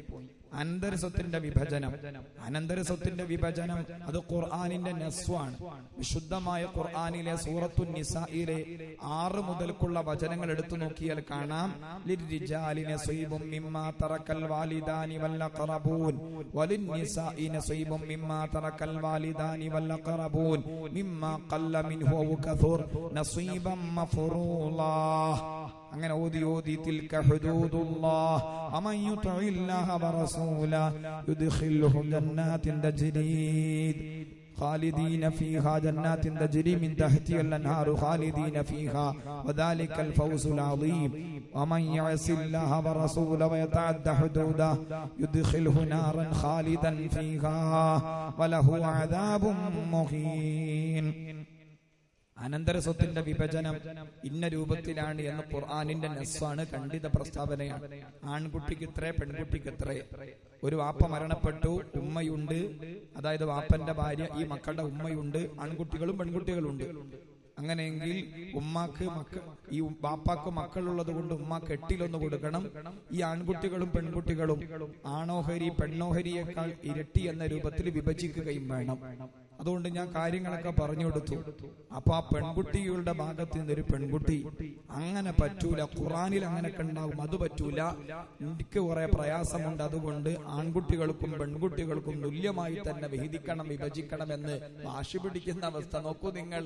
എത്രമാത്രം ഔഢ്യമായ കാര്യമാണത് പറഞ്ഞു വരുന്നത്. ഇൽമ് കേൾക്കുന്നു, ഇൽമിന്റെ സദസ്സിൽ വന്നിരിക്കുന്നു, അതിന്റെ നേരെ ഉൾട്ടാ ജീവിതത്തിൽ ഉണ്ടാകുന്നു. അത് ഇൽമിന്റെ ലക്ഷ്യമല്ല. ഇൽമിന്റെ ലക്ഷ്യം ജീവിതത്തിലെ പ്രവർത്തനത്തിൽ കാണണം. അല്ലാഹ് തൗഫീഖ് നൽകണേ റബ്ബേ, അല്ലാഹ് തൗഫീഖ് നൽകണേ അല്ലാഹ്. അതുപോലെ നിസ്കാരം നിലനിർത്തണമെന്ന് കേൾക്കുന്നു, നിസ്കാരത്തിന്റെ സമയം ശ്രദ്ധിക്കണമെന്ന് പഠിക്കുന്നു. പക്ഷെ ഏറ്റവും കൂടുതൽ നിസ്കാരത്തിന്റെ സമയങ്ങളിൽ അശ്രദ്ധ കാണിക്കുന്നത് വീട്ടിലെ ജോലി ചെയ്തുകൊണ്ടിരിക്കുന്ന സഹോദരിമാരാണെന്ന് തോന്നുന്നു. ജോലി തിരക്ക് കൊണ്ടായിരിക്കാം. ഒന്ന് ശ്രദ്ധിച്ചാൽ നമുക്ക് നമ്മുടെ നിസ്കാരം ഖള ആവാതെ സമയത്തിന്റെ അവസാനത്തേക്ക് നീട്ടിക്കൊണ്ടുപോകാതെ അത് വളരെ പെട്ടെന്ന് നമുക്ക് നിർവഹിക്കാൻ കഴിയും. നിസ്കാരത്തിന്റെ നിർവഹണത്തിന്റെ എല്ലാ ഭാഗങ്ങളും പഠിച്ചിട്ട് ആ നിസ്കാരത്തിന്റെ വിഷയത്തിൽ അലംഭാവം കാണിക്കുന്ന, അറിവിന്റെ ലക്ഷ്യം നിറവേറാതെ പോകുന്ന ദുരവസ്ഥ വരരുത്. അതുപോലെ കുടുംബ ബന്ധം ചേർക്കുന്നിടത്ത് കുടുംബ ബന്ധം മുറിക്കാനുള്ള ഏറ്റവും വലിയ പണിയെടുക്കുന്നത് സഹോദരിമാരുടെ ഭാഗത്ത് നിന്നാണ്. നിങ്ങളെ ഞാൻ കുറ്റപ്പെടുത്തുകയല്ല. ഇന്നലെ രാവിലെ ഒരു മസ്ലത്തിന്റെ ചർച്ചയിൽ പങ്കെടുത്തു. എന്തായിരുന്നു അത് ഒരു പെണ്ണിന്റെ പ്രിയ ഭർത്താവ്, ആ ഭർത്താവിന്റെ ജ്യേഷ്ഠ സഹോദരന് ഈ ഭർത്താവ് വിദേശത്തായ സമയത്ത് ഒരു 35,000 രൂപ ഈ പെണ്ണ് അറിയാതെ കൊടുത്തിരുന്നു. അത് പിന്നീട് എപ്പോഴോ ഈ ഭാര്യ അറിഞ്ഞു. ഭാര്യ അറിഞ്ഞതിൽ പിന്നെ ഈ ഭാര്യ എപ്പോഴും ഭർത്താവിനോട് പറയും, നിങ്ങൾ എന്നോട് ചോദിക്കാതെ 35,000 അയാൾക്ക് കൊടുത്തതല്ലേ എന്നിങ്ങനെ എടുത്തെടുത്ത് ഇങ്ങനെ പറയും. അത് ഇയാൾക്ക് വലിയ പ്രയാസമായി. അങ്ങനെ അവസാനം ഇയാള് ആ നേരത്തെ ധർമ്മം ചെയ്ത വെറുതെ കൊടുത്ത 35,000 ആ ഏട്ടനോട് പോയിട്ട് ചോദിക്കണം, ഞാനാ തന്ന 35,000 ഇങ്ങോട്ട് തരണം, എന്റെ ഭാര്യക്ക് ആ തന്നതിൽ വലിയ പ്രയാസമായിട്ടുണ്ട്. നോക്കൂ നിങ്ങൾ, എത്ര വലിയ കുടുംബ കലഹത്തിന്റെ പണിയാണ് ആ പെണ്ണ് അവിടെ എടുത്തത്. ഒരു 35,000 അല്ലേ, ജ്യേഷ്ഠ സഹോദരനല്ലേ കൊടുത്തത് എന്ന് വിശാലമായി ചിന്തിച്ചാൽ പോരായിരുന്നോ? ആ സ്ഥാനത്ത് ഞാൻ അറിയാതെ നിങ്ങൾ ഓർക്കൊക്കെ കൊടുക്കുന്നുണ്ട്, എനിക്കൊന്നും തരുന്നില്ല എന്നിങ്ങനെ കലഹിച്ച് അവസാനം 35,000 വാങ്ങുകയും ഈ ഏട്ടന്റെയും അനിയന്റെയും ഇടയിൽ പുതിയ കലഹം രൂപപ്പെടുകയും ചെയ്തെടുത്ത് ഈ പെണ്ണിനവിടെ സ്വാധീനം ുണ്ട്. കുടുംബ ബന്ധം തകർക്കുന്ന പണി ചെയ്യരുത്. കുടുംബ ബന്ധം തകർക്കുന്ന പണി ചെയ്യരുത്. ഇതുപോലെയുള്ള മജ്ലിസിൽ വെച്ച് ഞാനും നിങ്ങളും പറയുന്നതും കേൾക്കുന്നതും കുടുംബ ബന്ധം ചേർക്കണമെന്നാണ്.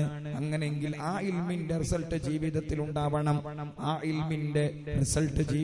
ഉണ്ടാവണം. അതുപോലെ ഒരു മസ്ലത്തിന്റെ ചർച്ചയിൽ പങ്കെടുത്തു. കോഴിക്കോട് 10 മൈൽ ഭാഗത്ത് എന്താണ് ചർച്ച? നക്കാപ്പിച്ച ചർച്ച. ഒരു ആലിമെന്ന നിലയിൽ ഞാൻ അവിടെ പങ്കെടുത്തത് ഞാൻ ഈ സമയത്ത് ലജ്ജിക്കുകയാണ്. അത്രയും ഒരു നക്കാപ്പിച്ച ചർച്ച. കാരണം എന്താണ്? കാരണം ഇതാണ്, ഒരു പെൺകുട്ടി കല്യാണം കഴിഞ്ഞു. കോഴിക്കോട് ഒരു ഭാഗത്ത് നിന്നാണ് കല്യാണം കഴിഞ്ഞത്. ആ 10 മൈൽ ഭർത്താവിന്റെ വീടാണ്. അങ്ങനെ കല്യാണം കഴിഞ്ഞു പോകുന്ന സമയത്ത് സ്വർണ്ണാഭരണങ്ങൾ നേരത്തെ ഒരു തട്ടാൻ ഏൽപ്പിച്ചതുകൊണ്ട് പെട്ടെന്ന് കിട്ടാത്തത് കൊണ്ട് അയൽവാസികളുടെയും കുടുംബക്കാരുടെയും ഉള്ള സ്വർണ്ണാഭരണം ഒപ്പിച്ചിട്ടാണ് പെൺകുട്ടി ഭർത്താവിന്റെ വീട്ടിലേക്ക് പോയത്. അപ്പൊ തന്നെ പറഞ്ഞിരുന്നു, ഒരു 5-6 ദിവസം കഴിഞ്ഞിട്ടേ സ്വർണ്ണാഭരണങ്ങൾ കിട്ടുള്ളൂ, അതുകൊണ്ട് കിട്ടിയതിന്റെ ശേഷം കൊടുക്കുന്നൊക്കെ പറഞ്ഞിരുന്നു. ഏതായിരുന്നാലും അങ്ങനെ ആ പെൺകുട്ടി ആ വീട്ടിലേക്ക് ചെന്നു. ആദ്യ രാത്രിയിൽ തന്നെ അമ്മായിമ്മന്റെ നിർദ്ദേശപ്രകാരം ഭർത്താവ് ഈ പെൺകുട്ടിന്റെ സ്വർണ്ണാഭരണങ്ങളൊക്കെ കൂടി എടുത്തിട്ട് തൂക്കി നോക്കുന്ന വൃത്തികെട്ട ഏർപ്പാട് നിങ്ങൾ എവിടെയെങ്കിലും കേട്ടിട്ടുണ്ടോ? അമ്മായിയമ്മന്റെ നിർദ്ദേശപ്രകാരം ഭർത്താവ് ആ പെൺകുട്ടിയുടെ ഉമ്മനിപ്പനിയൊക്കെ വിട്ട് വീട്ടിൽ നിന്ന് പോകുന്ന ഒരു പെൺകുട്ടി, ആദ്യത്തെ അനുഭവമാണ് ഈ വീട്. ആരുമില്ല, തന്നെ അറിയുന്ന ആരും ആ വീട്ടിലില്ല. ആദ്യമായി കുട്ടി അനുഭവിക്കുന്നത് എന്താണ്? തന്റെ സ്വർണങ്ങളെല്ലാം കൂടി ഭർത്താവ് തൂക്കി നോക്കുകയാണ്. അപ്പൊ 12-13 പവനുണ്ട്, 18 പവനുണ്ട്. ഏതായിരുന്നാലും ആ വിഷയം കഴിഞ്ഞു. പിന്നീട് ആ പെൺകുട്ടി സൽക്കാരത്തിന് വേണ്ടി അവളുടെ വീട്ടിലേക്ക് വന്ന സമയത്ത് ആ ആഭരണങ്ങളെല്ലാം കൂടി ഉമ്മ വാങ്ങി വെച്ചു. പുതിയ ആഭരണങ്ങളെല്ലാം പുതിയ ആഭരണങ്ങൾ തട്ടാന്റെ കയ്യിൽ നിന്ന് കിട്ടിയത് കൊണ്ട് അത് കൊടുക്കുകയും ചെയ്തു. അങ്ങനെ പുതിയ ആഭരണങ്ങളും ധരിച്ച് കുട്ടി വീട്ടിലേക്ക് വന്നു. അപ്പോൾ അമ്മായിമ്മന്റെ നിർദ്ദേശപ്രകാരം ഭർത്താവ് പുതിയ ആഭരണങ്ങൾ തൂക്കി നോക്കിയപ്പോൾ 10-13 പവനെ ഉള്ളൂ. നേരത്തെ തൂക്കി നോക്കിയപ്പോൾ 18 പവനുണ്ടായിരുന്നു. ഇപ്പോൾ തൂക്കി നോക്കിയപ്പോൾ 13 പവനേ ഉള്ളൂ. കലഹമായി. എന്താണ് കലഹം? ആദ്യം തൂക്കി നോക്കി ആഭരണം 18 ഉണ്ടായിരുന്നു. അപ്പൊ 18 ഞങ്ങൾക്ക് അവകാശപ്പെട്ടത്. ഇപ്പൊ പുതിയ ആഭരണത്തിൽ 13 പവനേ ഉള്ളൂ. അപ്പൊ 5-6 പവന്റെ ഷോർട്ട് ഉണ്ട്. അതുകൊണ്ട് അത് തരണം. നിങ്ങൾ കട്ടെടുത്തു, വഞ്ചിച്ചു, ചതിച്ചു എന്നാണ് ഈ അമ്മായിമ്മ അടക്കം സംസാരിച്ച് ആ ഒരു ചർച്ച അലങ്കോലമാക്കിയത്. നോക്കണം നിങ്ങൾ, നമ്മുടെ സമൂഹം എങ്ങോട്ടാണ് പോകുന്നത് എന്ന്. സ്ത്രീധനത്തിന്റെ പേരിൽ വഷളൻ വാക്കു പറയുന്ന ഒരു സാഹചര്യം. ഏതായിരുന്നാലും കുടുംബ ബന്ധം ചേർക്കണമെന്ന് ഇതുപോലെയുള്ള സദസ്സിൽ നിന്ന് പഠിച്ചിട്ട് ആ കുടുംബ ബന്ധം തകർക്കുന്ന പണിയെടുത്താൽ ഇൽമ കേൾക്കാതിരിക്കുന്നതാകും ഏറ്റവും നല്ലത്. ആ ഇൽമിന്റെ ലക്ഷ്യം നിറവേറിയിട്ടില്ല. അതുപോലെ സ്വന്തം ഭർത്താവിന്റെ മാതാപിതാക്കളെ ആദരിക്കണമെന്നത് അള്ളാഹ് പഠിപ്പിച്ചതാണ്. ലോകത്ത് 3 തരം മാതാപിതാക്കളുണ്ട്. ഒന്ന് രക്തബന്ധത്തിലൂടെയുള്ള മാതാപിതാക്കൾ, മറ്റൊന്ന് റളായിലൂടെയുള്ള മുലകുടി ബന്ധത്തിലൂടെയുള്ള മാതാപിതാക്കൾ, മൂന്നാമത്തേത് കെട്ടുബന്ധത്തിലൂടെയുള്ള മാതാപിതാക്കൾ. ഭാര്യമാരെ സംബന്ധിച്ചിടത്തോളം ഭർത്താവിന്റെ മാതാപിതാക്കൾ, ഭർത്താക്കന്മാരെ സംബന്ധിച്ചിടത്തോളം ഭാര്യയുടെ മാതാപിതാക്കൾ. ഈ 3 തരം മാതാപിതാക്കളെയും ആദരിക്കണം, ബഹുമാനിക്കണം. ചില ആൾക്കാരെ തള്ളാന്ന് വിളിക്കാൻ പാടില്ല, അവരെ അവമതിക്കാൻ പാടില്ല, അവരെ അവഗണിക്കാൻ പാടില്ല. സ്വന്തം ഉമ്മയുടെയും ബാപ്പായുടെയും കാലിന്റെ ചുവട്ടിൽ സ്വർഗമുണ്ടെന്ന് പഠിപ്പിച്ച അതേ മതം തന്നെയാണ് ഭർത്താവിന്റെ മാതാപിതാക്കളുടെ കാലിന്റെ ചുവട്ടിലാണ് സ്വർഗമുള്ളത് എന്ന് പഠിപ്പിച്ചിട്ടുള്ളത്. സ്വന്തം മാതാപിതാക്കളെ നിന്ദിച്ചാൽ സ്വർഗത്തിന്റെ മധ്യസ്ഥാനം നഷ്ടപ്പെടുമെങ്കിൽ സ്വന്തം ഭർത്താവിന്റെ മാതാപിതാക്കളെ നിന്ദിച്ചാലും നഷ്ടപ്പെടും.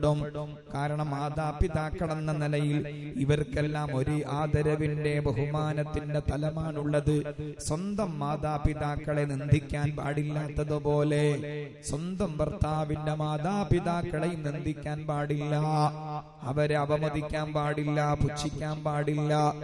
ആ സ്ഥാനത്ത് ദേഷ്യം പിടിക്കുന്ന സമയത്ത് തള്ള എന്ന് വിളിക്കുന്ന ഒരു മരുമകളെ അറിയാം. ആ ഉമ്മ പ്രത്യേകം വേദന കൊണ്ട് ദുആ കൊണ്ട് ഏൽപ്പിച്ചത് കൊണ്ടാണ് ഓർമ്മ വന്നത്. അതായത് സ്വന്തം ഭർത്താവിന്റെ ഉമ്മനെ ഈ മരോള് വിളിക്കുന്നത് ദേഷ്യം പിടിക്കുന്ന സമയത്ത് ഈ തള്ളനെ കൊണ്ടുള്ളൊരു ഇടങ്ങേറ് എന്തൊരു ഗുരുതരമായ. സ്വന്തം ഉമ്മയെ അങ്ങനെ വിളിക്കുമോ? ഒരു പക്ഷെ വീട്ടിൽ ഉമ്മയെ വിളിച്ച ശീലമായിരിക്കും. പറഞ്ഞത് മാതാപിതാക്കളോടുള്ള ബഹുമാനവും ആദരവും ഒരു ഇൽമിന്റെ മജ്ലിസിൽ വെച്ച് പഠിച്ചിട്ട് സ്വന്തം ഭർത്താവിന്റെ മാതാപിതാക്കളെ മുന്നിൽ കിട്ടിയിട്ട് ആദരിക്കാൻ അറിയില്ലെങ്കിൽ, ബഹുമാനിക്കാൻ അറിയില്ലെങ്കിൽ ആ ക്ലാസ്സിൽ പങ്കെടുത്തതിന്റെ നേട്ടം എന്താണ്? ആ ഇൽമിന്റെ ലക്ഷ്യം ഏത് രൂപത്തിലാണ് ജീവിതത്തിൽ പ്രകടമായത്? ഒന്ന് മനസ്സിനോടൊന്ന് ചോദിക്കണം. നല്ല ബോധം ഞങ്ങൾക്ക് നൽകണേ റഹ്മാനേ. നല്ല ബോധം ഞങ്ങൾക്ക് നൽകണേ അല്ലാ. അതുപോലെ അയൽവാസികളോടുള്ള സ്നേഹത്തെ സംബന്ധിച്ചും ആദരവിനെ സംബന്ധിച്ചും ഇൽമിന്റെ ക്ലാസ്സിൽ മാത്രോരാതെ ഉലമാ പറയും, ഉസ്താദുമാര് പറയും. ഇവിടെ നേരെ പോകുന്നത് അയൽവാസിയുടെ അരികിലേക്ക് വഴിയുടെ വിഷയത്തിൽ എന്തോ ഒരു കച്ചറ, എന്തോ ഒരു കലഹം, സ്വത്തിന്റെ വിഷയത്തിൽ എന്തോ ഒരു കലഹം, എന്തോ ഒരു കച്ചറ, അല്ലെങ്കിൽ ആ വീട്ടിലത്തെ കോഴി ഇങ്ങോട്ട് വന്നതിന്റെ പേരിൽ തന്റെ വീട്ടിലെ കോഴിയുടെ കൂടെ കിടന്നതിന്റെ പേരിൽ കച്ചറ, അങ്ങനെ ഉണ്ടായിട്ടുണ്ട്. പരപ്പനങ്ങാടി ഭാഗത്തൊരു വലിയ കലഹം.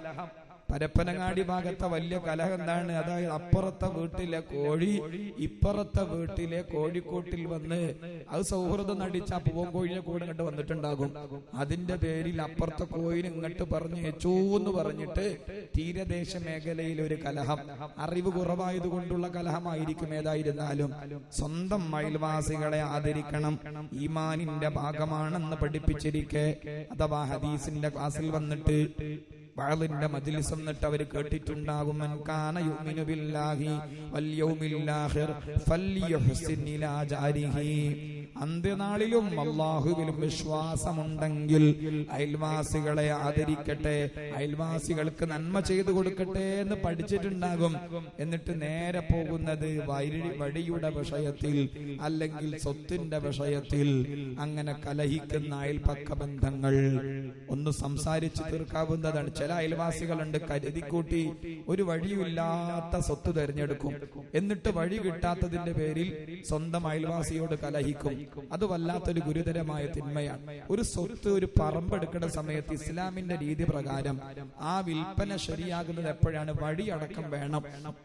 വഴിയില്ലാത്ത പറമ്പ് തെരഞ്ഞെടുത്തിട്ട് പിന്നീട് ആ വഴിക്ക് വേണ്ടി സ്വന്തം അയൽവാസികളോട് കലഹിക്കുന്ന എത്രയോ ആളുകളുണ്ട്. അത് യഥാർത്ഥത്തിൽ സ്വന്തം അയൽവാസിയെ പ്രയാസപ്പെടുത്തുന്നതിന് തുല്യമാണ്. അതുകൊണ്ട് വഴി സൗകര്യമുള്ള, ആദ്യമേ വഴി സൗകര്യമുള്ള, വണ്ടി പോകാൻ സൗകര്യമുള്ള അല്ലെങ്കിൽ നടക്കാൻ സൗകര്യമുള്ള ഒരു പറമ്പ് തന്നെ വാങ്ങുക, എന്നിട്ട് അവിടെ വീട് വെക്കുക. അല്ലാതെ നടക്കാനൊന്നും സൗകര്യമില്ലാത്ത ഒരു വഴിയുള്ള പറമ്പ് തെരഞ്ഞെടുത്തിട്ട് വീടിന്റെ പണി പൂർത്തിയായി, അപ്പൊ പിന്നെ ഇയാൾക്ക് തോന്നി ഒരു വണ്ടിയൊക്കെ വാങ്ങണം. വണ്ടി വാങ്ങണമെന്ന് തോന്നിയപ്പോൾ വണ്ടി വരാവുന്ന ഒരു വഴിയല്ല. അപ്പൊ പിന്നെ അയൽവാസിയോട് കലഹിക്കാൻ തുടങ്ങി. നിങ്ങളെ സ്വത്തിന്റെ പുറച്ച ഭാഗത്തിന്റെ ഭാഗത്ത് പെട്ടതാണ്, അല്ലെങ്കിൽ അങ്ങനെ തുടങ്ങി കലഹം. വഴി വിട്ടുതരണം, വഴി വിട്ടുതരണം എന്ന പേരിൽ കലഹങ്ങൾ രൂപപ്പെടാൻ പല കാരണങ്ങളുണ്ട്. ഏതായിരുന്നാലും അത് അയൽവാസികളെ പ്രയാസപ്പെടുത്തുന്നതിന് തുല്യമാണ്. നേരെ മറിച്ച് കാരണങ്ങളില്ലാത്ത അന്യായമായ കലഹങ്ങളും നാട്ടിൻപുറങ്ങളിൽ ധാരാളം നടക്കുന്നുണ്ട്. ഞാനിത് കളിപ്പിച്ചത് എന്തിനാണ്? വിജ്ഞാനത്തിന്റെ ലക്ഷ്യം, വിജ്ഞാനത്തിന്റെ നേട്ടമാണ് എന്റെ വിഷയം, വിജ്ഞാനത്തിന്റെ ഫലമാണ് എന്റെ വിഷയം. അയൽവാസികൾ ആദരിക്കണം, ബഹുമാനിക്കണം എന്ന് പഠിച്ചിട്ട് നേരെ അയൽവാസികളോട് കലഹിക്കുന്ന ഒരു സാഹചര്യം വന്നാൽ ആ അറിവ് കേട്ടത് കൊണ്ട് എന്ത് നേട്ടമാണുള്ളത്? സ്വന്തം വീട്ടിൽ നല്ല പലഹാരങ്ങളും നല്ല വിഭവങ്ങളും നല്ല സൽക്കാരങ്ങളും ഉണ്ടാകും, പക്ഷേ സ്വന്തം അയൽവാസി പ്രയാസം അനുഭവിക്കുകയായിരിക്കും. എന്നാൽ അവർക്ക് ഭക്ഷണം എത്തിക്കുന്ന, അവർക്ക് വിഭവങ്ങൾ എത്തിക്കുന്ന ഒരു സാഹചര്യം നമ്മുടെ ജീവിതത്തിൽ ഉണ്ടാവാറുണ്ടോ? പ്രത്യേകിച്ചും ഒരു അയൽവാസിയുടെ വീട്ടിൽ മരണമുണ്ടായി. ഇസ്ലാമിലെ ഒരു സുന്നത്താണ് ഞാൻ കളിപ്പിക്കുന്നത്. നമ്മുടെ അയൽവാസിയുടെ വീട്ടിൽ ഒരു മരണമുണ്ടായാൽ പ്രത്യേകിച്ചും ആ വീട്ടിലത്തെ ചെറിയ കുട്ടിയോ അല്ലെങ്കിൽ ആ കുടുംബനാഥനോ അല്ലെങ്കിൽ വളരെ പ്രധാനപ്പെട്ട ആളുകളൊക്കെയാണ് മരണപ്പെട്ടതെങ്കിൽ ആ വീട്ടുകാരുടെ മനസ്സിന്റെ നടുക്കം പറയേണ്ടതില്ല. അതുകൊണ്ട് തന്നെ ഇസ്ലാം പറഞ്ഞു, ആ വീട്ടുകാർക്ക് വേണ്ടി അയൽവാസികൾ ഭക്ഷണം വെച്ചു കൊടുക്കുന്നത് അത് നല്ലൊരു കാര്യമാണ്. കാരണം അവരുടെ മനസ്സ് നടുക്കത്തിലാണ്, അവരുടെ മനസ്സ് വലിയ വേജാറിലാണ്, അവരുടെ മനസ്സ് വലിയ പേടിയിലാണ്, വലിയ ദുഃഖത്തിലായിരിക്കും. അതുകൊണ്ട് അയൽവാസികൾ അവർക്ക് ഭക്ഷണം വെച്ചു കൊടുക്കുന്നത് ഒരു സുന്നത്താണ്. ആ സ്ഥാനത്ത് നമ്മുടെ അയൽവാസികളിൽപ്പെട്ട ആരെങ്കിലൊക്കെ മരണപ്പെട്ടാൽ അങ്ങനെ നമ്മുടെ വീട്ടിൽ നിന്ന് കുറച്ച പൈസ ചെലവാവുള്ളൂ, അവർക്ക് ഭക്ഷണം വെച്ചു കൊടുത്തിട്ടോ അല്ലെങ്കിൽ കുറെ കുടുംബക്കാർ ആ വീട്ടിലേക്ക് വരും. അങ്ങനെയെങ്കിൽ ആ കുടുംബക്കാർ വരുന്ന സമയത്ത് ബന്ധുമിത്രാദികൾ വരുന്ന സമയത്ത് അവർക്ക് എന്തെങ്കിലും വെള്ളമോ ഭക്ഷണമോ വെച്ചു കൊടുക്കുക. അത് അയൽപ്പക്ക ബന്ധത്തിന്റെ ഭാഗമാണ്. നമ്മൾ പഠിച്ചു പോയ ഇൽമുകളാണ്, പക്ഷേ കാര്യം വന്നാൽ നമ്മളതൊന്നും ചെയ്യാനുണ്ടാവൂല. അതിനെ അതിനൊക്കെ നമ്മൾ മാറി നിൽക്കും എന്നതാണ് ജീവിതത്തിലെ വിരോധാഭാസം. ഇത് പറയുമ്പോൾ എൻ്റെ വീട്ടിലെ എൻ്റെ പൊന്നു വലിയുമ്മ, കരളിന്റെ കഷ്ണമായ വലിയുമ്മ ലോകത്തോട് വിട പറഞ്ഞപ്പോഴും, കരളിന്റെ കഷ്ണമായ പൊന്നുപ്പ വിട പറഞ്ഞപ്പോഴും, ഞങ്ങളുടെ അയൽവാസിയാണ് ചാലിൽ അബൂക്ക എന്ന് പറയും. ആ ചാലിൽ അബൂക്കയും അദ്ദേഹത്തിന്റെ മക്കളും ആ ഒരു വലിയ നടുക്കത്തിലുള്ള ഞങ്ങളെ ഒന്ന് സമാധാനിപ്പിക്കാൻ കുടുംബത്തിൽ ധാരാളം ആളുകൾ വന്നുകൊണ്ടിരിക്കുന്നുണ്ട്. എല്ലാവർക്കുമുള്ള ഭക്ഷണവും എല്ലാവർക്കുമുള്ള വെള്ളമൊക്കെ തയ്യാറാക്കിയത് അയൽവാസികളായിരുന്നു. നല്ല സ്നേഹമുള്ള അയൽവാസികൾ. അല്ലാഹു തആല ആ സ്നേഹബന്ധം നിലനിർത്തി തരട്ടെ. പറഞ്ഞത് അയൽപ്പക്ക ബന്ധം ഗംഭീരമാക്കണം. നമ്മൾ തീന്മേശയിൽ വിഭവങ്ങളെ കൊണ്ട് കളിക്കുമ്പോഴും പ്രയാസം അനുഭവിക്കുന്ന അയൽവാസികളുണ്ട് എന്ന് ഓർമ്മ വേണം. പക്ഷേ നമ്മൾ കാര്യജീവിതത്തിലേക്ക് വന്നാൽ നമ്മളത് മറന്നുപോകുന്നു. അയൽവാസിയുടെ ന്യൂനതകൾ എണ്ണിപ്പറയാനേ നമുക്ക് നേരമുള്ളൂ. ചിലപ്പോൾ തസ്ബീഹിന്റെ മണിമാല മറിച്ചിടുന്നുണ്ടാകും.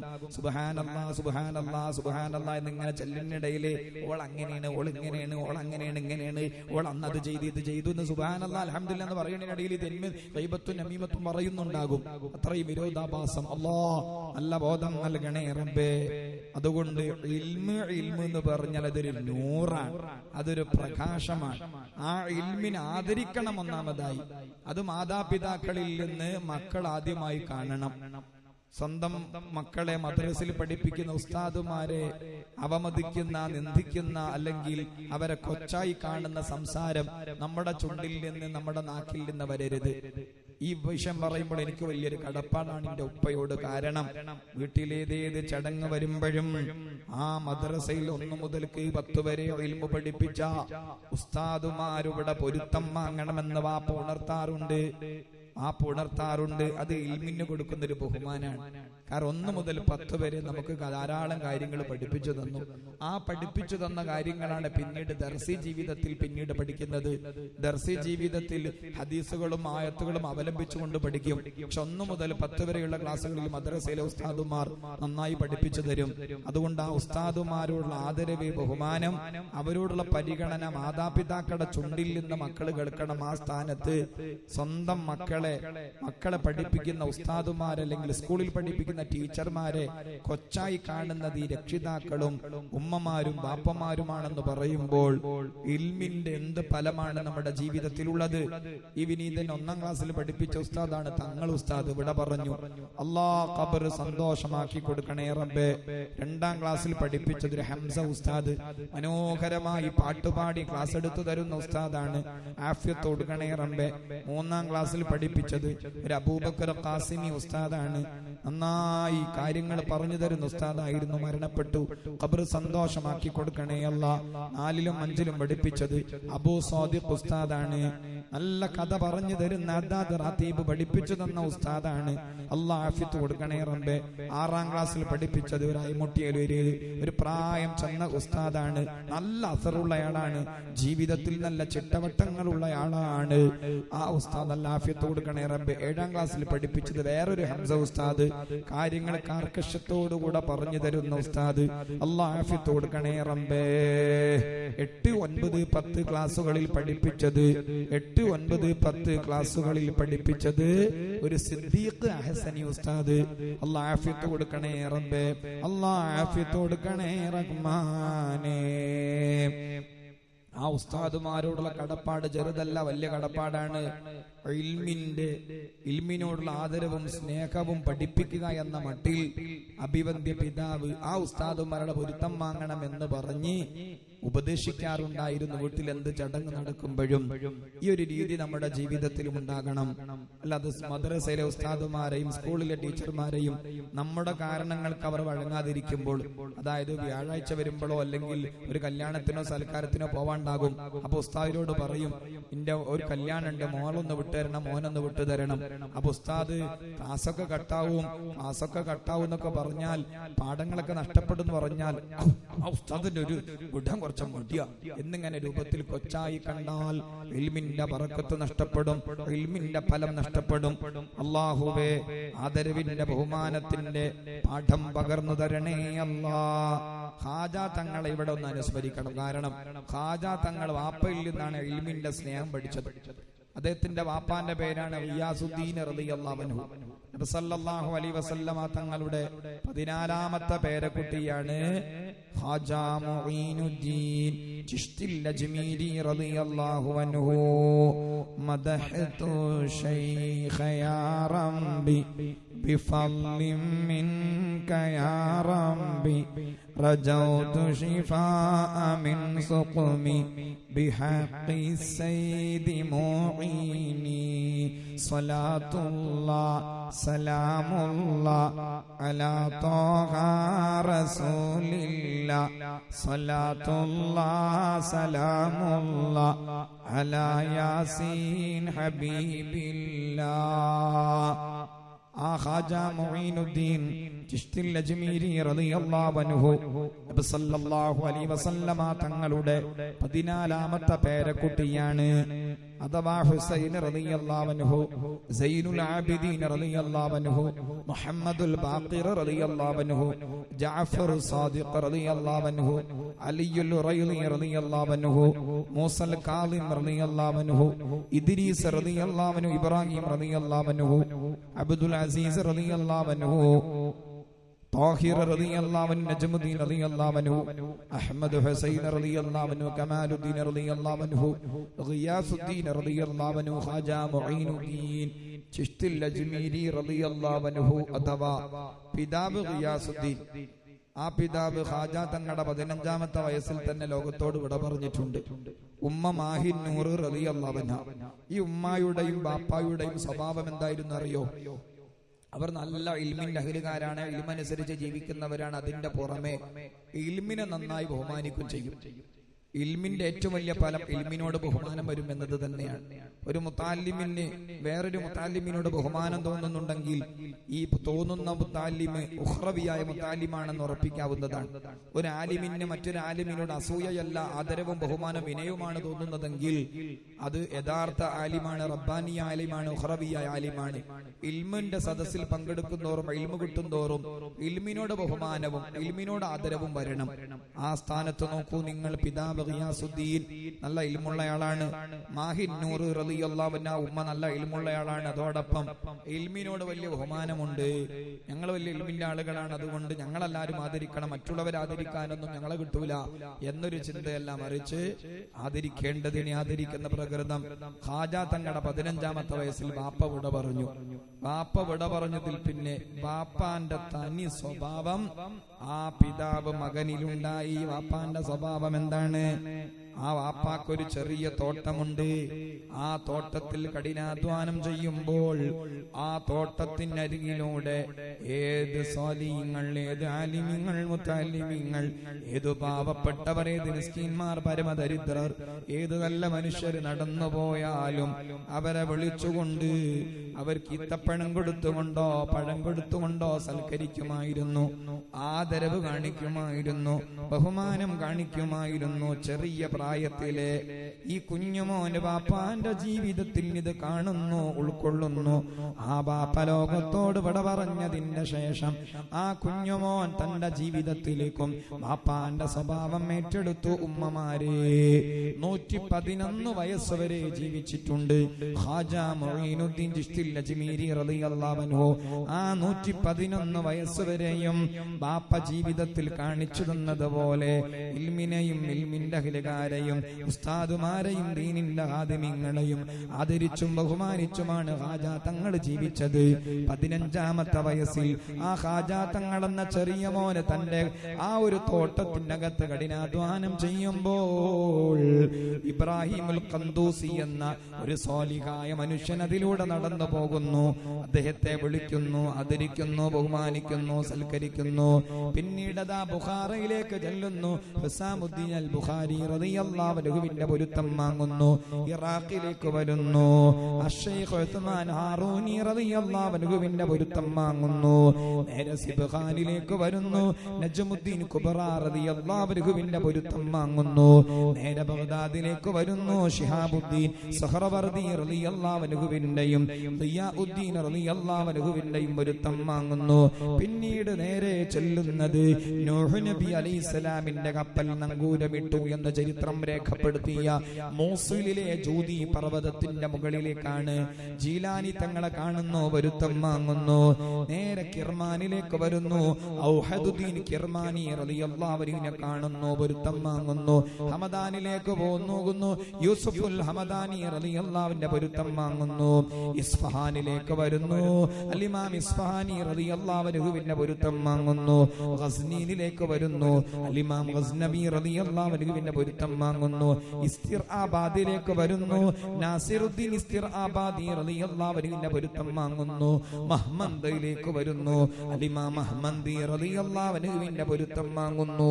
നോക്കൂ നിങ്ങൾ, 111ാമത്തെ വയസ്സ് വരെ ലോകത്തിന്റെ ദിഗന്ധങ്ങളിൽ ജീവിച്ചിരുന്ന ഏതെല്ലാം പണ്ഡിതന്മാരുണ്ടോ, ഉസ്താദുമാരുണ്ടോ, ഇൽമിന്റെ അഹ്ലുകാരുണ്ടോ, അവരെല്ലാം ആദരിക്കാനും ബഹുമാനിക്കാനും ശ്രദ്ധിക്കാനും പരിഗണിക്കാനും ഗൗനിക്കാനും അവരോട് സ്നേഹം പ്രകടിപ്പിക്കാനും ആ കുഞ്ഞുമോനുള്ള പ്രചോദനം പിതാവ് ഗിയാസുദ്ദീനും മാതാവ് മാഹിന്നൂർ റളിയല്ലാഹു അൻഹുമയായിരുന്നു. അതുകൊണ്ട് അറിവിന്റെ ലക്ഷ്യം ആദ്യം ഞാൻ പറഞ്ഞു, അറിവിന്റെ ലക്ഷ്യവും ഫലവും ഒന്നാമതായി കേട്ട അറിവ് നമ്മുടെ ജീവിതത്തിൽ പ്രകടമാവണം. രണ്ടാമത്തേത് ആ ഉള്ള ഇൽമിനോട് ബഹുമാനം വരണം. മറ്റുള്ളവരുടെ ഇൽമിന്, ആരാന്റെ അറിവിന്, അറിവുള്ളവർക്ക് ബഹുമാനം കൊടുക്കാൻ കഴിയണം. അല്ലാഹുവേ തൗഫീഖ് നൽകണേ റഹ്മാനേ, തൗഫീഖ് നൽകണേ അല്ലാഹ്. ചെറിയ കുട്ടിയിൽ നിന്ന് പോലും ഇൽമ കേൾക്കാനുള്ള മനസ്സുണ്ടാവണം. ചെറിയ കുട്ടിയാണ് ഇൽമ പറയുന്നതെങ്കിലും ആ ഇൽമ കേൾക്കാനുള്ളൊരു മനസ്സുണ്ടാവണം. ഇത് പറയുമ്പോൾ ഞാൻ ഉച്ചക്കത്തെ ചെലവിന് പോകുന്ന സമയത്ത്, അതായത് കോടമ്പുഴ ചെനക്കൽ അഷ്റഫ് ഖാന്റെ വീട്ടിൽ ഭക്ഷണം കഴിക്കുന്ന സമയം, അങ്ങനെ തൊട്ടടുത്ത് തന്നെ മൈമൂൻ താത്ത എന്ന് പറഞ്ഞൊരു താത്തുണ്ട്, മരണപ്പെട്ടു. ഖബർ സന്തോഷാക്കി കൊടുക്കണേ റബ്ബേ. ആ മൈമൂൻ താത്താക്ക് ഒരു സ്വഭാവമുണ്ട്. എന്താണ്? ഞാനൊരു മുത്താലിമാണെങ്കിൽ പോലും ഈ മുത്താലിമായ കുട്ടിയോട് കുറെ ഇൽമ ഇങ്ങനെ ചോദിക്കും, ഇന്നെന്താണ് നിങ്ങൾ പഠിച്ചത്, ഇന്നെന്തൊക്കെയാണ് ക്ലാസ് കേട്ടത്, ഇങ്ങനെ ചെലവിന് പോകുന്ന സമയത്ത് കിട്ടുന്ന ആ സമയം ആ മൈമൂൻ താത്ത എന്ന സഹോദരി ചോദിക്കാറുണ്ട്. ഇൽമിന് കൊടുക്കുന്ന ബഹുമാനം നോക്കൂ, ഇൽമിന് കൊടുക്കുന്ന ആദരവ് നോക്കൂ. അതുപോലെ എന്റെ രാത്രി ചെലവീട് അല്ലാഹുവേ, കുഞ്ഞുട്ടിയാക്ക് അവരുടെ ഭാര്യ നല്ല ആഫിയത്ത് കൊടുക്കണേ റബ്ബേ. എനിക്ക് ഏറ്റവും കടപ്പാടുള്ള ഉമ്മയും ഉപ്പയുമാണത്. അല്ലാഹുവേ, അവരുടെ ജീവിതത്തിൽ നല്ല റാഹത്ത് കൊടുക്കണേ റബ്ബേ. അവരുടെ മക്കൾക്ക് പരീക്ഷ വരുമ്പോൾ ഈ വിനീതനോട് പറയാറുണ്ട്, അതായത് ആ മക്കൾക്ക് കാര്യങ്ങളൊക്കെ പറഞ്ഞു കൊടുക്കണമെന്ന്. പലപ്പോഴും ആ ചെലവീടിന്റെ കൊലായിയുടെ സിറ്റ് ഔട്ടിൽ തന്നെ കുറെ സമയം എനിക്കൊരു ഏകാന്തത വേണ്ടതുള്ളത് കൊണ്ട് കിതാബ് വായിക്കാനും ലൈബ്രറി പുസ്തകങ്ങൾ വായിക്കാനും ഏകാന്തത വേണ്ടതുള്ളത് കൊണ്ട് ആ സിറ്റ് ഔട്ട് അവർ ഒരുക്കി തരികയും ചെയ്തിട്ടുണ്ട്. അതുകൊണ്ട് തന്നെ അവരോടുള്ള കടപ്പാട് ചെറുതല്ല. ഈ ഉമ്മമാരെല്ലാം മുത്താലിമീങ്ങൾക്ക് ഭക്ഷണം കൊടുക്കുന്നവരാണ്. നിങ്ങളെല്ലാവരും ഇൽമിന് ഭക്ഷണം കൊടുക്കുന്നവരാണ്. ആലിമീങ്ങൾക്ക് മുത്താലിമീങ്ങൾക്ക് സഹായം ചെയ്തു കൊടുക്കുന്നവരാണ്. അതൊന്നും വെറുതെയാവുകയില്ല. ഇൽമിനെ സഹായിച്ചവരും ഇൽമിനെ സ്നേഹിച്ചവരും പരാജയപ്പെട്ടിട്ടില്ല. അവരുടെ തലമുറകളിൽ സ്വാലിഹീങ്ങളുണ്ട്, അവരുടെ തലമുറകളിൽ നല്ല മനുഷ്യന്മാരുണ്ട്. കുൻ ആലിമൻ ഔ മുതഅല്ലിമൻ ഔ മുസ്തമിഅൻ ഔ മുഹിബ്ബ ഫലാ തകുനിൽ ഖാമിസ. ഒന്നുകിൽ ആധികാരികമായി സംസാരിക്കാൻ കഴിയുന്ന പഠിച്ച പണ്ഡിതനാവണം, അല്ലെങ്കിൽ പഠിച്ചുകൊണ്ടിരിക്കുന്ന വിദ്യാർത്ഥിയാവണം, അല്ലെങ്കിൽ ഇൽമിന്റെ ശ്രോതാവാവണം, അല്ലെങ്കിൽ ഇൽമിന്റെ മുഹിബ്ബാവണം. ഇൽമിനെ സ്നേഹിക്കുന്നവരാവണം, ഇൽമിനെ സ്നേഹിക്കുന്നവരാവണം, ഇൽമിനോട് മഹബത്ത് വെക്കുന്നവരാവണം. ഫലാ തകുനിൽ ഖാമിസ, അഞ്ചാമരായി നിപതിക്കരുത്. ഒന്നുകിൽ പഠിക്കണം, അല്ലെങ്കിൽ പഠിപ്പിക്കണം, അല്ലെങ്കിൽ ഇൽമ കേൾക്കണം, അല്ലെങ്കിൽ ഇൽമിനെ സ്നേഹിക്കണം. ഇതാണ് ഇൽമിനോടുള്ള 4 വകുപ്പുകൾ. അല്ലാഹുവേ, ആ ഇൽമിനോടുള്ള ആദരവ് ഈ 4 രൂപത്തിലും നിർവഹിക്കാൻ തൗഫീഖ് നൽകണേ റബ്ബേ.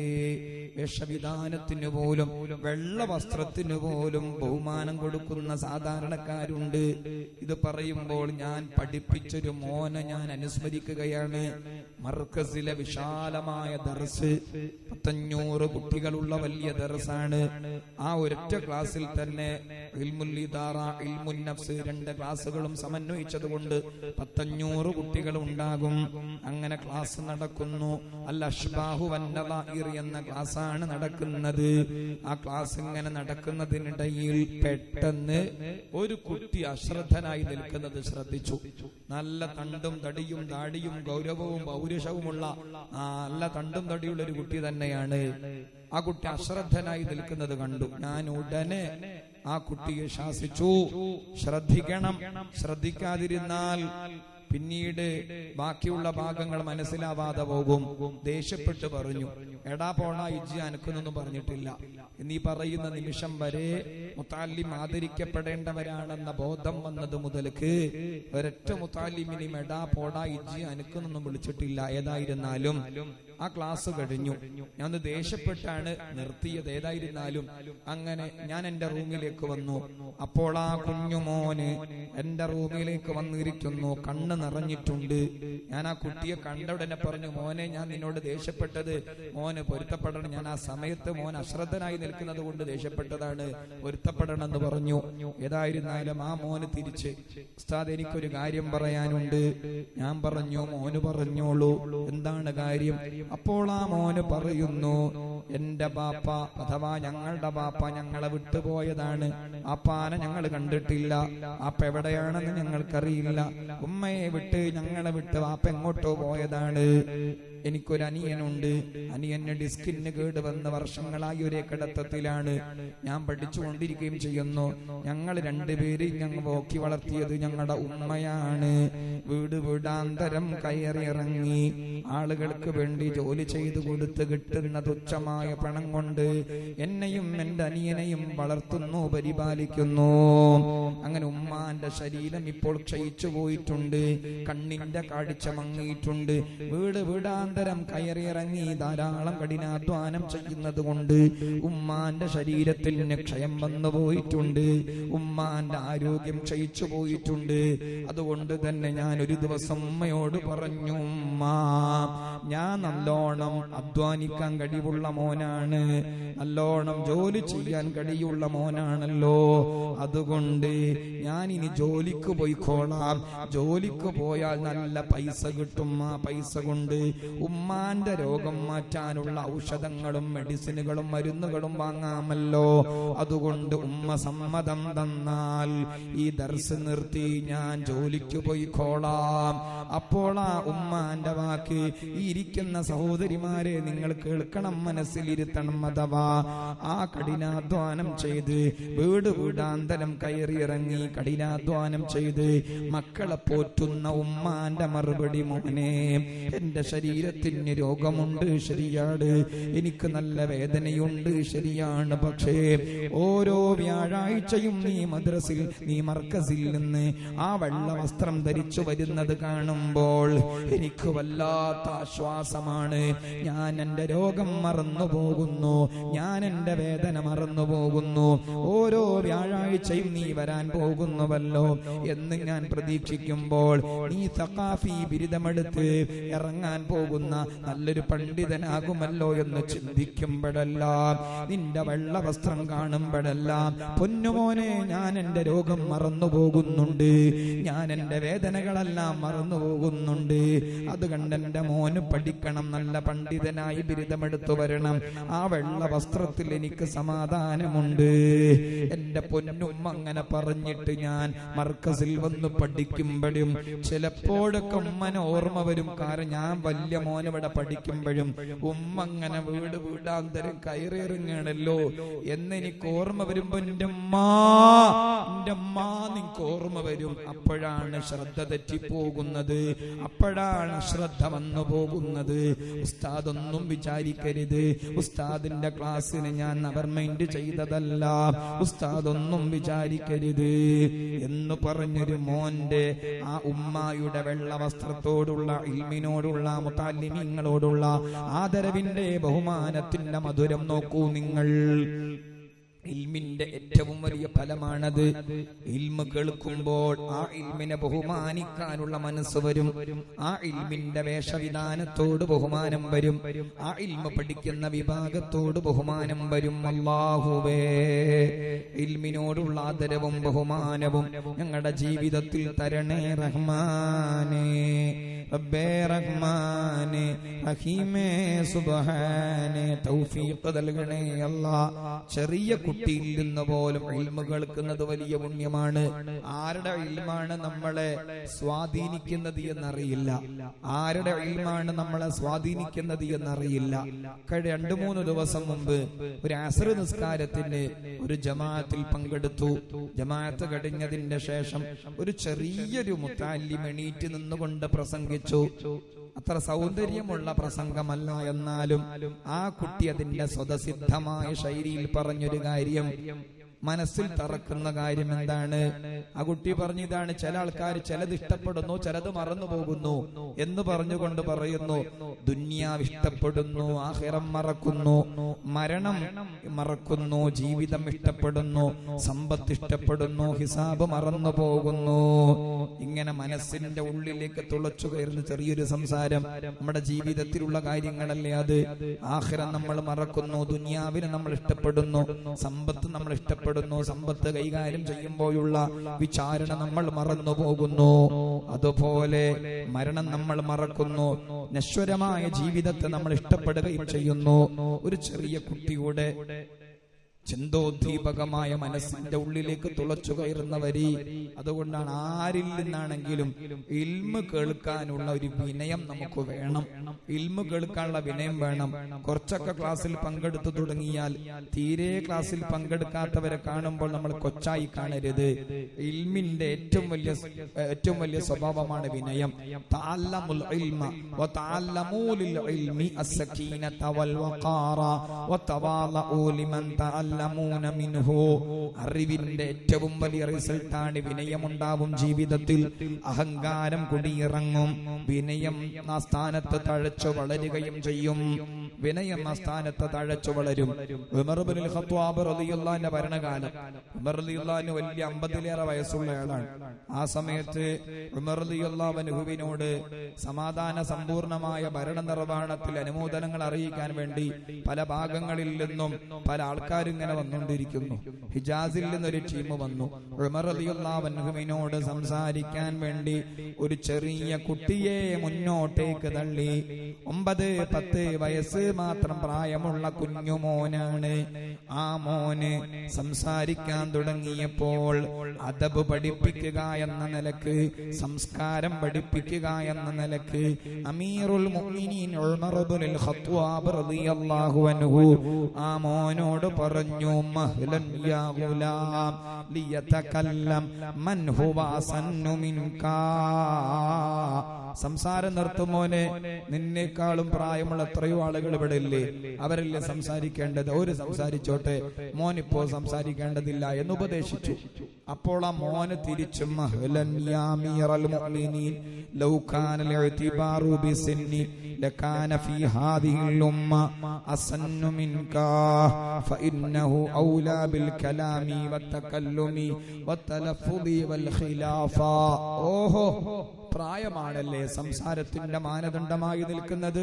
അങ്ങനെയെങ്കിൽ നിങ്ങളെക്കാളും പ്രായമുള്ള എത്രയോ ആളുകൾ ഈ സമുദായത്തിലുണ്ടല്ലോ, അവരല്ലേ അധികാരദണ്ഡ് വഹിക്കേണ്ടത്, അവരല്ലേ അധികാരദണ്ഡ് വഹിക്കേണ്ടത്.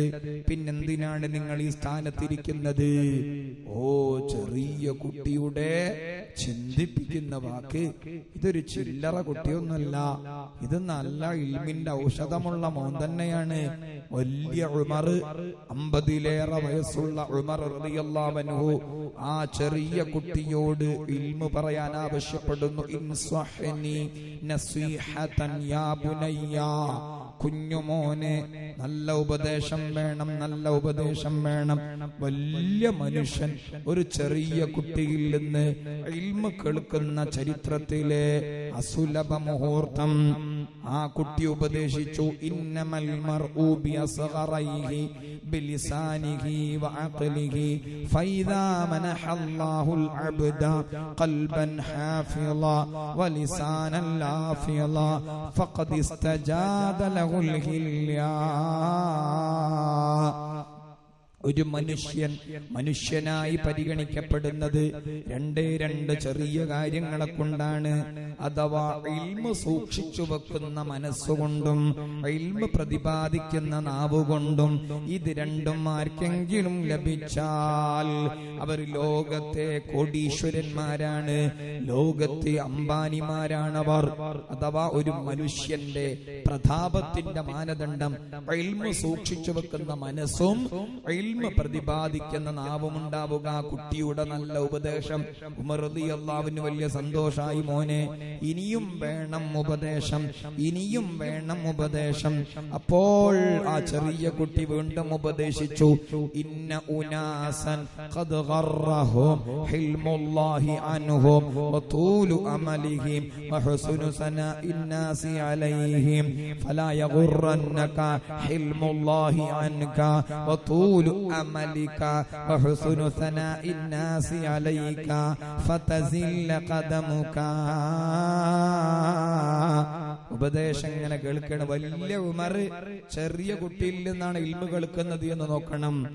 ഇൽമിന്റെ നേട്ടം പറയുമ്പോൾ ഏറ്റവും വലിയ നേട്ടമാണ്, ഏറ്റവും വലിയ നേട്ടമാണ് ആ ഇൽമിനോടുള്ള വിനയം. വലിയ ഉമർ ചെറിയ കുട്ടിയിൽ നിന്ന് ഇൽമു കേൾക്കുന്നു. അവസാനം ചോദിച്ചു, ഈ കുട്ടിക്ക് ഇപ്പൊ എത്ര വയസ്സായി എന്ന് ചോദിച്ചു. ആരോ പറഞ്ഞു 9 അല്ലെങ്കിൽ 10 വയസ്സ് മാത്രമേ പ്രായമുള്ളൂ. ഉമർ റളിയല്ലാഹു അൻഹു സന്തോഷത്തോടുകൂടെ പാടി, തഅല്ലം ഫലൈസൽ മർഉ യൂലദു അലിമാ ഫലൈസാഹു ഇൽമിൻ كمن هو جاهل فإن كبير القوم لا علم عنده صغير إذا التفت عليه المحافل. تعلم فليس المرء يولد عالما فليس أخو علم كمن هو جاهل فإن كبير القوم لا علم عنده صغير إذا التفت عليه المحافل. ആരും പണ്ഡിതന്മാരായി അറിവാളന്മാരായി ജനിക്കുന്നില്ല. ജീവിതത്തിലെ കഠിനാധ്വാനം കൊണ്ട് മാത്രമാണ് അറിവനുഭവങ്ങൾ വഹിക്കുന്നവരാകുന്നത്. അതുകൊണ്ട് ഇനിയും പഠിക്കൂ, അറിവ് കേൾക്കൂ, അറിവ് കേൾക്കൂ എന്ന് ഉമർ റളിയല്ലാഹു അൻഹു ആത്മാർത്ഥമായി പാടിപ്പോയി. അതുകൊണ്ട് 3 കാര്യങ്ങൾ ഞാൻ ഇവിടെ ഉണർത്തി. ഒന്നാമത്തേത്, അറിവിന്റെ ലക്ഷ്യവും നേട്ടവും പറയുമ്പോൾ ഒന്നാമത് പറഞ്ഞു, കേട്ട അറിവിന്റെ ഫലം ജീവിതത്തിൽ കാണണം.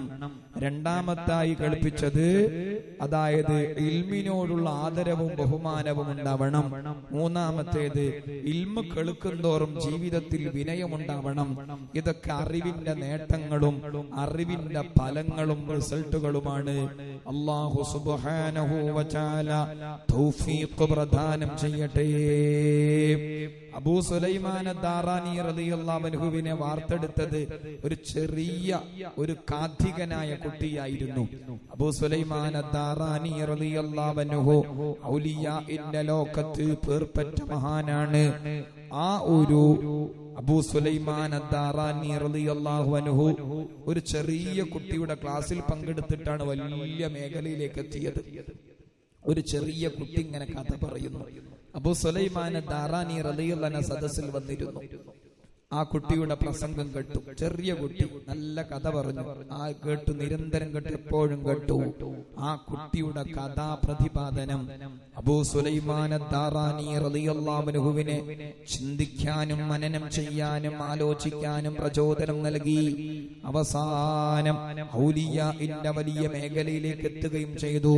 ആ അബൂ സുലൈമാൻ അദ്ദാറാനി റളിയല്ലാഹു അൻഹുവിനെ സംബന്ധിച്ച് യഹ്യാ റളിയല്ലാഹു അൻഹു പറയാറുണ്ട്, इस्ताद कुर्किया, एक गुरैया ने बगला को शिकार किया, एक गुरैया ने बगला को शिकार किया, ഉസ്ഫൂറുൻ ഇസ്താദ കുർക്കിയ, അഥവാ ഒരു കൊച്ചു കുരുവിയാണല്ലോ ഒരു വലിയ കൊക്കിനെ വാർത്തെടുത്തത്, ഒരു വലിയ കൊക്കിനെ വാർത്തെടുത്തത്. അഥവാ ചെറിയ സദസ്സാണല്ലോ ഒരു വലിയ മനുഷ്യനെ ഉണ്ടാക്കിയത്. ചെറിയ സദസ്സായിരിക്കാം, പറയുന്നവര് ചെറിയവരായിരിക്കാം, ആരിൽ നിന്നാണ് കേൾക്കുന്നത് അവരൊരു പക്ഷേ നമ്മുടെ കണ്ണിൽ ചെറിയവരായിരിക്കാം, പക്ഷേ അവരുടെ പ്രതിപാദനം ഒരു പക്ഷേ വലിയ പ്രതിപാദനായിരിക്കും. പലപ്പോഴും വലിയ വലിയ ക്ലാസ്സുകളൊക്കെ കഴിഞ്ഞാലും ചിലപ്പോ ഏതോ ഒരു പോയിന്റ് മാത്രമേ നമ്മുടെ മനസ്സിൽ ചിലപ്പോൾ ഓർമ്മയുണ്ടാകൂ. വർഷങ്ങൾക്ക് മുമ്പ് ഈ ഒരു ബിൽഡിങ്ങിന്റെ ഉള്ളിൽ ഒരു ക്ലാസ് നടന്നു. ഇസ്മായിൽ വഫ വന്ന ക്ലാസ് നടത്തി. അന്ന് നമ്മുടെ ദവയിൽ എല്ലാ മുത്താലിമീങ്ങളെയും ഉൾക്കൊള്ളിച്ചുകൊണ്ട് വലിയ ക്ലാസ് നടത്തി. ഒരു കുട്ടി മാത്രം നേരം വൈകി വന്നു. നേരം വൈകി വന്ന കുട്ടിയോട് ഇസ്മായിൽ വഫ സാഹിബ് ചോദിക്കുന്നുണ്ട്, എന്തേ നേരം വൈകിയത്? അപ്പൊ ആ കുട്ടി പറഞ്ഞു, ഞാൻ മൂത്രയിക്കാൻ വേണ്ടി പോയതായിരുന്നു എന്ന് പറഞ്ഞു. അപ്പൊ ഇസ്മായിൽ വഫ ഒരു തത്വം പറഞ്ഞു, ലക്ഷ്യമുണ്ടെങ്കിൽ മാർഗമുണ്ട്, ലക്ഷ്യമില്ലെങ്കിൽ ന്യായമുണ്ട്. ആ 1-2 മണിക്കൂർ നടന്ന ക്ലാസ്സിൽ ഈ വിനീതന്റെ മനസ്സിൽ പതിഞ്ഞ ഇൽമ് ആ വാക്കാണ്. ലക്ഷ്യമുണ്ടെങ്കിൽ മാർഗമുണ്ട്, ലക്ഷ്യമില്ലെങ്കിൽ ന്യായമുണ്ട്. അഥവാ ഒരു ക്ലാസ്സിൽ പങ്കെടുക്കണമെന്ന ലക്ഷ്യം നമുക്കുണ്ടെങ്കിൽ എങ്ങനെയെങ്കിലും വഴിയുണ്ടാക്കി മാർഗമുണ്ടാക്കി എത്തിച്ചേരും. അതല്ല ആദ്യ ക്ലാസ്സിൽ പങ്കെടുക്കണം എന്നുള്ള ലക്ഷ്യം ഇല്ലെങ്കിലോ എന്തെങ്കിലുമൊക്കെ കാരണം നൊണ്ടി ന്യായങ്ങൾ പറഞ്ഞിട്ട് ഒഴിവാവും ചെയ്യും. അതാണ് ലക്ഷ്യമുണ്ടെങ്കിൽ മാർഗമുണ്ട്, ലക്ഷ്യമില്ലെങ്കിൽ ന്യായമുണ്ട്. ചെറിയൊരു വാക്കാണെങ്കിലും ആ 1-2 മണിക്കൂർ നടന്ന ക്ലാസ്സിൽ ഈ വിനീതന്റെ മനസ്സിൽ പതിഞ്ഞൊരു വരിയായിരുന്നു അത്. അതുപോലെ അഭിവന്ദ്യ ഗുരുവര്യർ ഖലമുൽ ഇസ്ലാം കോടമ്പുഴ ബാബ ഉസ്താദ് ധാരാളം കാര്യങ്ങൾ ഉപദേശിച്ചിട്ടുണ്ട്, ഏറെക്കുറെ ഓർമ്മയുമുണ്ട്.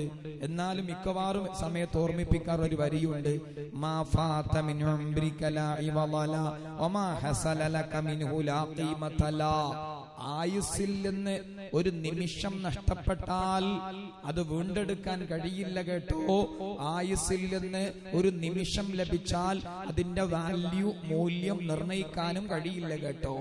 സമയം ശ്രദ്ധിക്കണമെന്ന സമയത്തെക്കുറിച്ചുള്ള വലിയ ഉപദേശം മിക്കവാറും സന്ദർഭങ്ങളിൽ പറയാറുള്ളതാണ്. അതുപോലെ മർക്കസിലെ തഖസ്സുസിലെ ക്ലാസ് കഴിഞ്ഞ് വിദാഇന്റെ വിടവാങ്ങൽ സദസ്സിന്റെ അന്നത്തെ ക്ലാസ് ഉസ്താദ് ഒരു മനോഹരമായ ഉപദേശം നടത്തി. അതായത് സ്വയം ബോധമില്ലെങ്കിലും പരിസര ബോധം വേണം.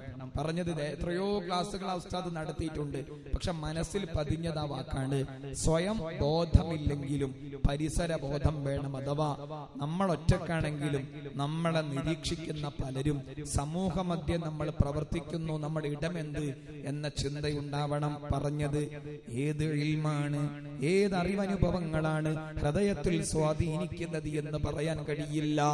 അല്ലാഹു സുബ്ഹാനഹു വ തആല തൗഫീഖ് പ്രദാനം ചെയ്യട്ടെ. ഞാൻ എന്റെ വാക്കുകൾക്ക് വിരാമമിടുകയാണ്. എത്രയോ കാര്യങ്ങൾ ഞാൻ ഉണർത്തി. അല്ലാഹു സുബ്ഹാനഹു വ തആല ഇനിയുള്ള ക്ലാസ്സുകളെല്ലാം നന്നായി കേൾക്കാനും അതൊക്കെ ജീവിതത്തിൽ കൊണ്ടുവരാനുള്ള ശ്രമം നടത്താനും അല്ലാഹു തആല തൗഫീഖ് പ്രദാനം ചെയ്യട്ടെ. എപ്പോഴാണ് മരിക്കുന്നത് എന്ന് പറയാൻ ആർക്കും കഴിയില്ല. ഏത് സമയത്താണ് മരിക്കുന്നത് എന്ന് പറയാൻ ആർക്കും കഴിയില്ല. ഈ വിനീതന്റെ കരളില്ലാത്ത, ഈ വിനീതന്റെ കരളിന്റെ കഷ്ണമായ പൊന്നുപ്പയില്ലാത്ത ഒരു റമളാനും കൂടിയാണിത്. അല്ലാ, ഒന്നിച്ച് ജീവിച്ച് പൂതി തീർന്നില്ല, അപ്പോഴേക്ക് കരളി ലോകത്തോട് വിട പറഞ്ഞു. അല്ലാഹു സുബ്ഹാനഹു വ തആല ഖബർ സന്തോഷമാക്കി കൊടുക്കട്ടെ. അല്ലാഹുവേ, ഖബർ സന്തോഷമാക്കി കൊടുക്കണേ അല്ലാ. ആ പേര് പോലും എനിക്ക് പറയാൻ കഴിയുന്നില്ല. ഒന്നിച്ച് ജീവിച്ച് പൂതി തീർന്നില്ല, എപ്പോഴാണ് മരിക്കുന്നത് എന്ന് പറയാൻ ആർക്കും കഴിയില്ലല്ലോ. അതുകൊണ്ട് കിട്ടുന്ന സദസ് ഉപയോഗപ്പെടുത്തുക.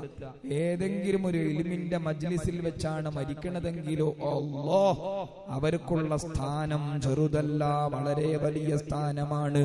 അഭിവന്ദ്യ ഗുരുവര്യർ മൊഴിയും പൊരുളും എന്ന ലേഖന സമാഹാരം എഴുതിയപ്പോൾ, ഹദീസിന്റെ വ്യാഖ്യാന ഗ്രന്ഥം എഴുതിയപ്പോൾ അതിൽ കൊണ്ടുവന്നിട്ടുണ്ട് വിദ്യാദാനം മഹാദാനം എന്ന അധ്യായത്തിന്റെ താഴ്ഭാഗത്ത് മൻ ജാഅഹുൽ മൗതു വഹുവ യത്ലുബുൽ ഇൽമ ലിഹിയ ബിഹിൽ ഇസ്ലാം വബൈനഹു വബൈനൽ അംബിയാഇ ദറജ. അറിവ് കേട്ടുകൊണ്ടിരിക്കെ, അറിവ് പഠിച്ചുകൊണ്ടിരിക്കെ, അറിവ് പ്രചരിപ്പിച്ചുകൊണ്ടിരിക്കെ, അറിവിന്റെ ക്ലാസ്സിൽ ഇരുന്നു കൊണ്ടിരിക്കെ ആരെങ്കിലും ലോകത്തോട് വിട പറഞ്ഞാൽ അംബിയായിന്റെ കൂടെയാണ് അവർക്കുള്ള സ്ഥാനം. മർക്കസിലെ വനിതാ ക്ലാസ് കഴിഞ്ഞു. ഒരു ആമിന എന്ന് പറയുന്ന ഒരു ഉമ്മ, മായനാട് ഭാഗത്തുള്ള ആമിന എന്ന ഉമ്മ, ആ ക്ലാസ് കഴിഞ്ഞ് അന്നൊരു തൗബയുടെ ക്ലാസ്സും കൂടിയായിരുന്നു. അങ്ങനെ തൗബയുടെ ദിക്റൊക്കെ ചൊല്ലി നല്ല ക്ലാസ്സൊക്കെ നടത്തി പിരിഞ്ഞു പോകുമ്പോൾ ഒരു അപകടത്തിൽപ്പെട്ടു, അങ്ങനെ മരണപ്പെട്ടു. ഏതായിരുന്നാലും അത് അപകട മരണം നമുക്ക് പേടിപ്പിക്കുന്നതാണെങ്കിലും ഒരു സാന്ദർഭം, സാഹചര്യം, ഇൽമ് കേട്ട് തൗബ ചെയ്ത് കൊണ്ടുള്ളൊരു മരണമായതുകൊണ്ട് അത് നല്ലൊരു മരണമാണ്. ഏതായിരുന്നാലും അള്ളാഹു അവരുടെ ഖബർ ജീവിതം സന്തോഷമാക്കി കൊടുക്കണേ റബ്ബേ. മുൻ വർഷങ്ങളിൽ ഈ ക്ലാസ്സിൽ പങ്കെടുത്തിരുന്ന പലരും ഈ വർഷം നമ്മോടൊപ്പമില്ല. അവരെല്ലാവരും മണ്ണിലാണ്, ഖബറിൽ കിടക്കുകയാണ്. പരൻപിതി ചുമ്മാ വിട്ട് ചൊങ്കിൽ നടക്കുന്ന ശുജാഅത്ത് നമുക്കുണ്ട് നാട്ടിലെ. കഥയെന്തെന്നറിവുണ്ട് നാളെ കിടക്കുന്ന ഖബറെന്ന ഭയങ്കര വീട്ടിലെ മെത്ത പിരിഞ്ഞ നമുക്ക് കാട്ടിലാറടി മണ്ണാണ്. ചേലിൽ ചെന്ന് കിടക്കണ നമ്മുടെ മീത വരുന്നത് കല്ലാണ്. ഇലയും നൽ തണ്ണീരും ചേർത്തു മണ്ണതിനാലെ അടവാക്കും വിടവിനെ വാറിലേ, അടവാക്കും വിടവിനെ വാറിലേ. ഇഷ്ടജനങ്ങളെ വിട്ട് പിരിഞ്ഞ് കട്ടിലേറി പോകുമ്പോൾ ഉറ്റവരെല്ലാം കരളുമ്പോൾ തീ കരയുന്നുണ്ടകലുമ്പോൾ.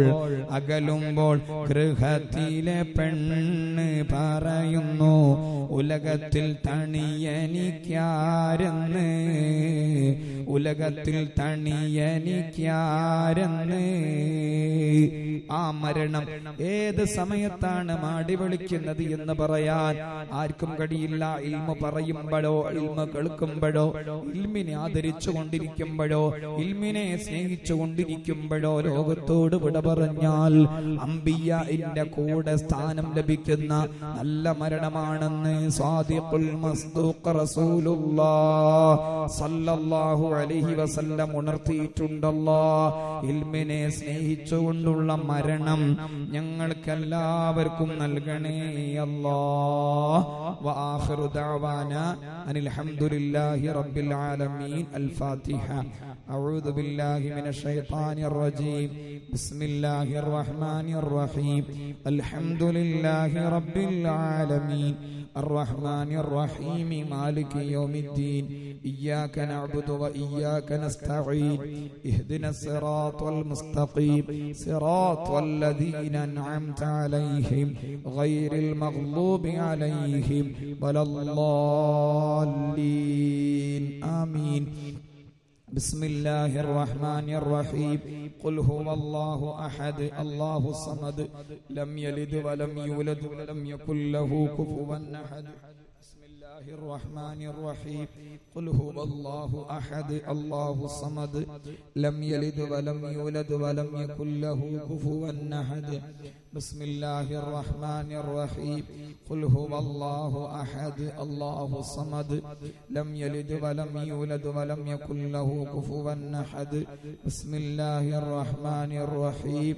قل أعوذ برب الفلق من شر ما خلق ومن شر غاسق إذا وقب ومن شر النفاثات في العقد ومن شر حاسد إذا حسد.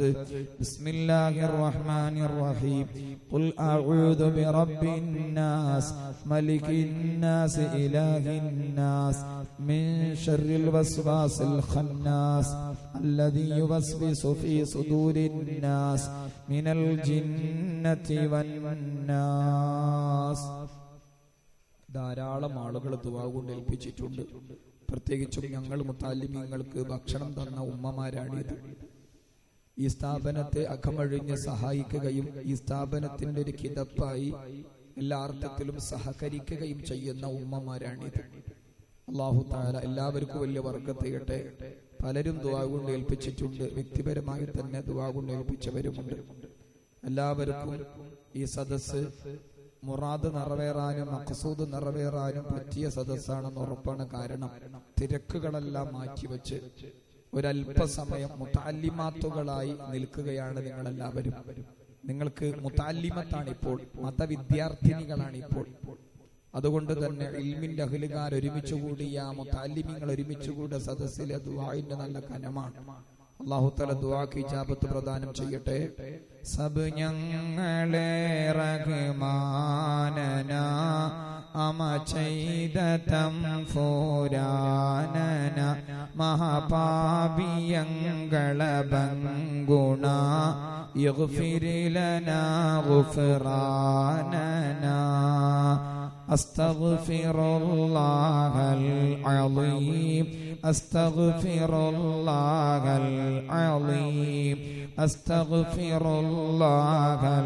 അളീം ഇഗ്ഫിർ ലനാ ഗുഫ്റാനനാ കരം തോട്ട് പോയ കഥാകടും കദം ചെന്നു ചെയ്ത കുണക്കടും ചെവിയാല കേട്ട ഫിഷാക്കടും ഇഗ്ഫിർ ലനാ ഗുഫ്റാനനാ അസ്തഗ്ഫിറുല്ലാഹൽ അളീം അസ്തഗ്ഫിറുല്ലാഹൽ അളീം അസ്തഗ്ഫിറുല്ലാഹൽ അളീം ഇഗ്ഫിർ ലനാ ഗുഫ്റാനനാ നസുഹായ തൗബയും ഖാലിസ്വായി ഇടത്തേടി നാങ്കളും ഖായിഫായി മടങ്ങുന്നു തൗബയും ചെയ്തതായി ഇഗ്ഫിർ ലനാ ഗുഫ്റാനനാ അസ്തഗ്ഫിറുല്ലാഹൽ അളീം അസ്തഗ്ഫിറുല്ലാഹൽ അളീം അസ്തഗ്ഫിറുല്ലാഹൽ അളീം ഇഗ്ഫിർ ലനാ ഗുഫ്റാനനാ الحمد لله رب العالمين حمدا يوافي نعمه ويكافئ مزيدا اللهم صل على سيدنا محمد وعلى آل سيدنا ومولانا محمد الله ഞങ്ങളെ ഖബൂലാക്കണേ റബ്ബേ. അല്ലാഹ് ഞങ്ങൾക്ക് മഗ്ഫിറത്ത് നൽകണേ. അല്ലാഹ് മർഹമത്ത് നൽകണേ റഹ്മാനേ. അല്ലാഹുവേ ഞങ്ങളിൽ നിന്ന് മാതാപിതാക്കളിൽ നിന്ന് വലിയുപ്പമാരിൽ നിന്ന് കൂട്ടുകുടുംബാംഗങ്ങളിൽ നിന്ന് ബന്ധുമിത്രാദികളിൽ നിന്ന് ഗുരു ശിഷ്യഗണങ്ങളിൽ നിന്ന് ഉലമാ ഉമറയിൽ നിന്ന് പഠിപ്പിച്ച ഗുരുനാഥന്മാരിൽ നിന്ന് ആരെല്ലാം വിട പറഞ്ഞു അവർക്ക് ഖബറുകളിൽ സന്തോഷം കൊടുക്കണേ റബ്ബേ. അല്ലാഹ് റമദാനിന്റെ അനുകൂലമായ സാക്ഷിത്വം നൽകണേ റബ്ബേ. അല്ലാഹ് ആരാരുമില്ലാത്ത റൂമിനകത്ത് കഥ കടച്ചിരിക്കുമ്പോഴും നീ ഞങ്ങളെ നോക്കുന്നുണ്ട് എന്ന പരമമായ ബോധം നൽകണേ റബ്ബേ. അല്ലാഹുവേ രോഗബാധിതരുണ്ട്, കണ്ണിന്റെ കാഴ്ച മങ്ങിയവർ, തലവേദന കൊണ്ടും തലകറക്കം കൊണ്ടും മെടങ്ങാറാകുന്നവർ, അല്ലാഹ് പ്രഷർ ഷുഗർ കൊണ്ട് ശരീരം തളർന്നു പോയവർ, ക്യാൻസർ ട്യൂമർ ബാധിച്ച് ബന്ധപ്പെടുന്നവർ, അപസ്മാര രോഗങ്ങളെ കൊണ്ടെടങ്ങാറാകുന്നവർ, അല്ലാഹുവേ ശിഫ നൽകണേ റബ്ബേ. അല്ലാഹ് ലിവറിന് ഹാർട്ടിന് കിഡ്നിക്ക് പ്രയാസമുള്ളവർ, ബ്ലീഡിംഗ് കൊണ്ടെടങ്ങാറാകുന്നവർ, ഗർഭപാത്രത്തിൽ മുഴ വന്ന് പ്രയാസപ്പെടുന്നവർ, അല്ലാഹ് നിരന്തരം മെഡിസിൻ കഴിച്ചുകൊണ്ടിരിക്കുന്നവർ, അപസ്മാര രോഗങ്ങളെ കൊണ്ടെടങ്ങാറാകുന്നവർ, വെള്ളപ്പാണ്ട് കൊണ്ട് ബുദ്ധിമുട്ടുന്നവർ, അല്ലാഹ് ശരീരത്തിന്റെ പല ഭാഗങ്ങളിലും ചൊറി വന്ന് പ്രയാസപ്പെടുന്നവർ, എല്ലാവർക്കും ശിഫ നൽകണേ അല്ലാഹ്, ശമനം നൽകണേ റഹ്മാനേ റബ്ബേ റഹ്മാനേ റഹീമേ സുബ്ഹാനേ. അറിവനുഭവങ്ങളുടെയും ഇൽമിന്റെ മജ്ലിസുകളുടെയും ഫലം ഞങ്ങളുടെ ജീവിതത്തിൽ കാണിച്ചു തരണേ അല്ലാഹ്. ഇൽമിനോടുള്ള ആദരവ് ജീവിതത്തിൽ തരണേ റബ്ബേ. ഇൽമ് കേട്ടതിന്റെ പേരിൽ പേരിലുള്ള വിനയം ഞങ്ങളുടെ ജീവിതത്തിൽ നൽകണേ അല്ലാ. അല്ലാ, ഞങ്ങളുടെ മക്കൾ പഠിക്കുന്നു, വൻ വിജയം നൽകണേ അല്ലാ. നല്ല ബുദ്ധിശക്തി അവർക്കും ഞങ്ങൾക്കും നൽകണേ അല്ലാ. അല്ലാഹുവേ, ഞങ്ങളുടെ കുടുംബങ്ങളിലെല്ലാം ഐക്യവും മനപ്പൊരുത്തവും നിലനിർത്തി തരണേ റബ്ബേ. റബ്ബേ റഹ്മാനേ റഹീമേ സുബ്ഹാനേ, ഖൈറിന്റെ കവാടങ്ങൾ തുറന്നു തരണേ അല്ലാ. റഹ്മത്തിന്റെ ജാലകങ്ങൾ തുറന്നു തരണേ അല്ലാ. അല്ലാഹുവേ, റഹ്മത്തിന്റെ പത്ത് നിന്റെ റഹ്മത്തിന്റെ നൂറിലൊരംശം കൊണ്ടാണ് ഈ ലോകത്ത് സമാധാനം നിലനിൽക്കുന്നത്. വമിൻ ദാലികൽ ജുസ്ഇൽ വാഹിദി യതറഹമുൽ ഖലായിഖു ഹത്താ തർഫഅ ദാബത്തു ഹാഫിറഹാ അൻ വലദിഹാ ഖശിയതൻ തുസീബഹു. അല്ലാഹുവേ, ആ റഹ്മത്തിന്റെ മധുരം ഞങ്ങൾക്ക് നൽകണേ അല്ലാ. അല്ലാഹുവേ, ഹജ്ജ് ഉംറ സിയാറത്തിന്റെ തൗഫീഖ് നൽകണേ റബ്ബേ. നാളെ ഖബറിലേക്കുള്ള പ്രകാശമായി ഈ സദസ്സിനെ സ്വീകരിക്കണേ അല്ലാ. അല്ലാഹുവേ, ഈമാനാണ് വിഷയം, ആഖിബത്താണ് പേടി. ആഖിബത്ത് നന്നായി മരിക്കാൻ തൗഫീഖ് നൽകണേ റബ്ബേ. റബ്ബേ റഹ്മാനേ റഹീമേ സുബ്ഹാനേ, ആശ്വാസമുള്ള ജീവിതം നൽകണേ അല്ലാ. റാഹത്തുള്ള ജീവിതം നൽകണേ റബ്ബേ. അല്ലാഹുമ്മ അർഹംനാ വർഹം ആബാഅനാ വഉമ്മഹാതിനാ വഅജ്ദാദനാ വജദ്ദാതിനാ കമാ റബ്ബൗനാ സിഗാറാ വമൻ ഔസൗനാ ബിദ്ദുആ വമൻ കാനൂ മർളാ വമൻ വഖഉ ഫിൽ മുശ്കിലാത്ത് വഇഖ്വാനനാ المسلمين في بلاد فلسطين وفي مكان تراكند وفي هذه البلاد بأنواع رحمتك يا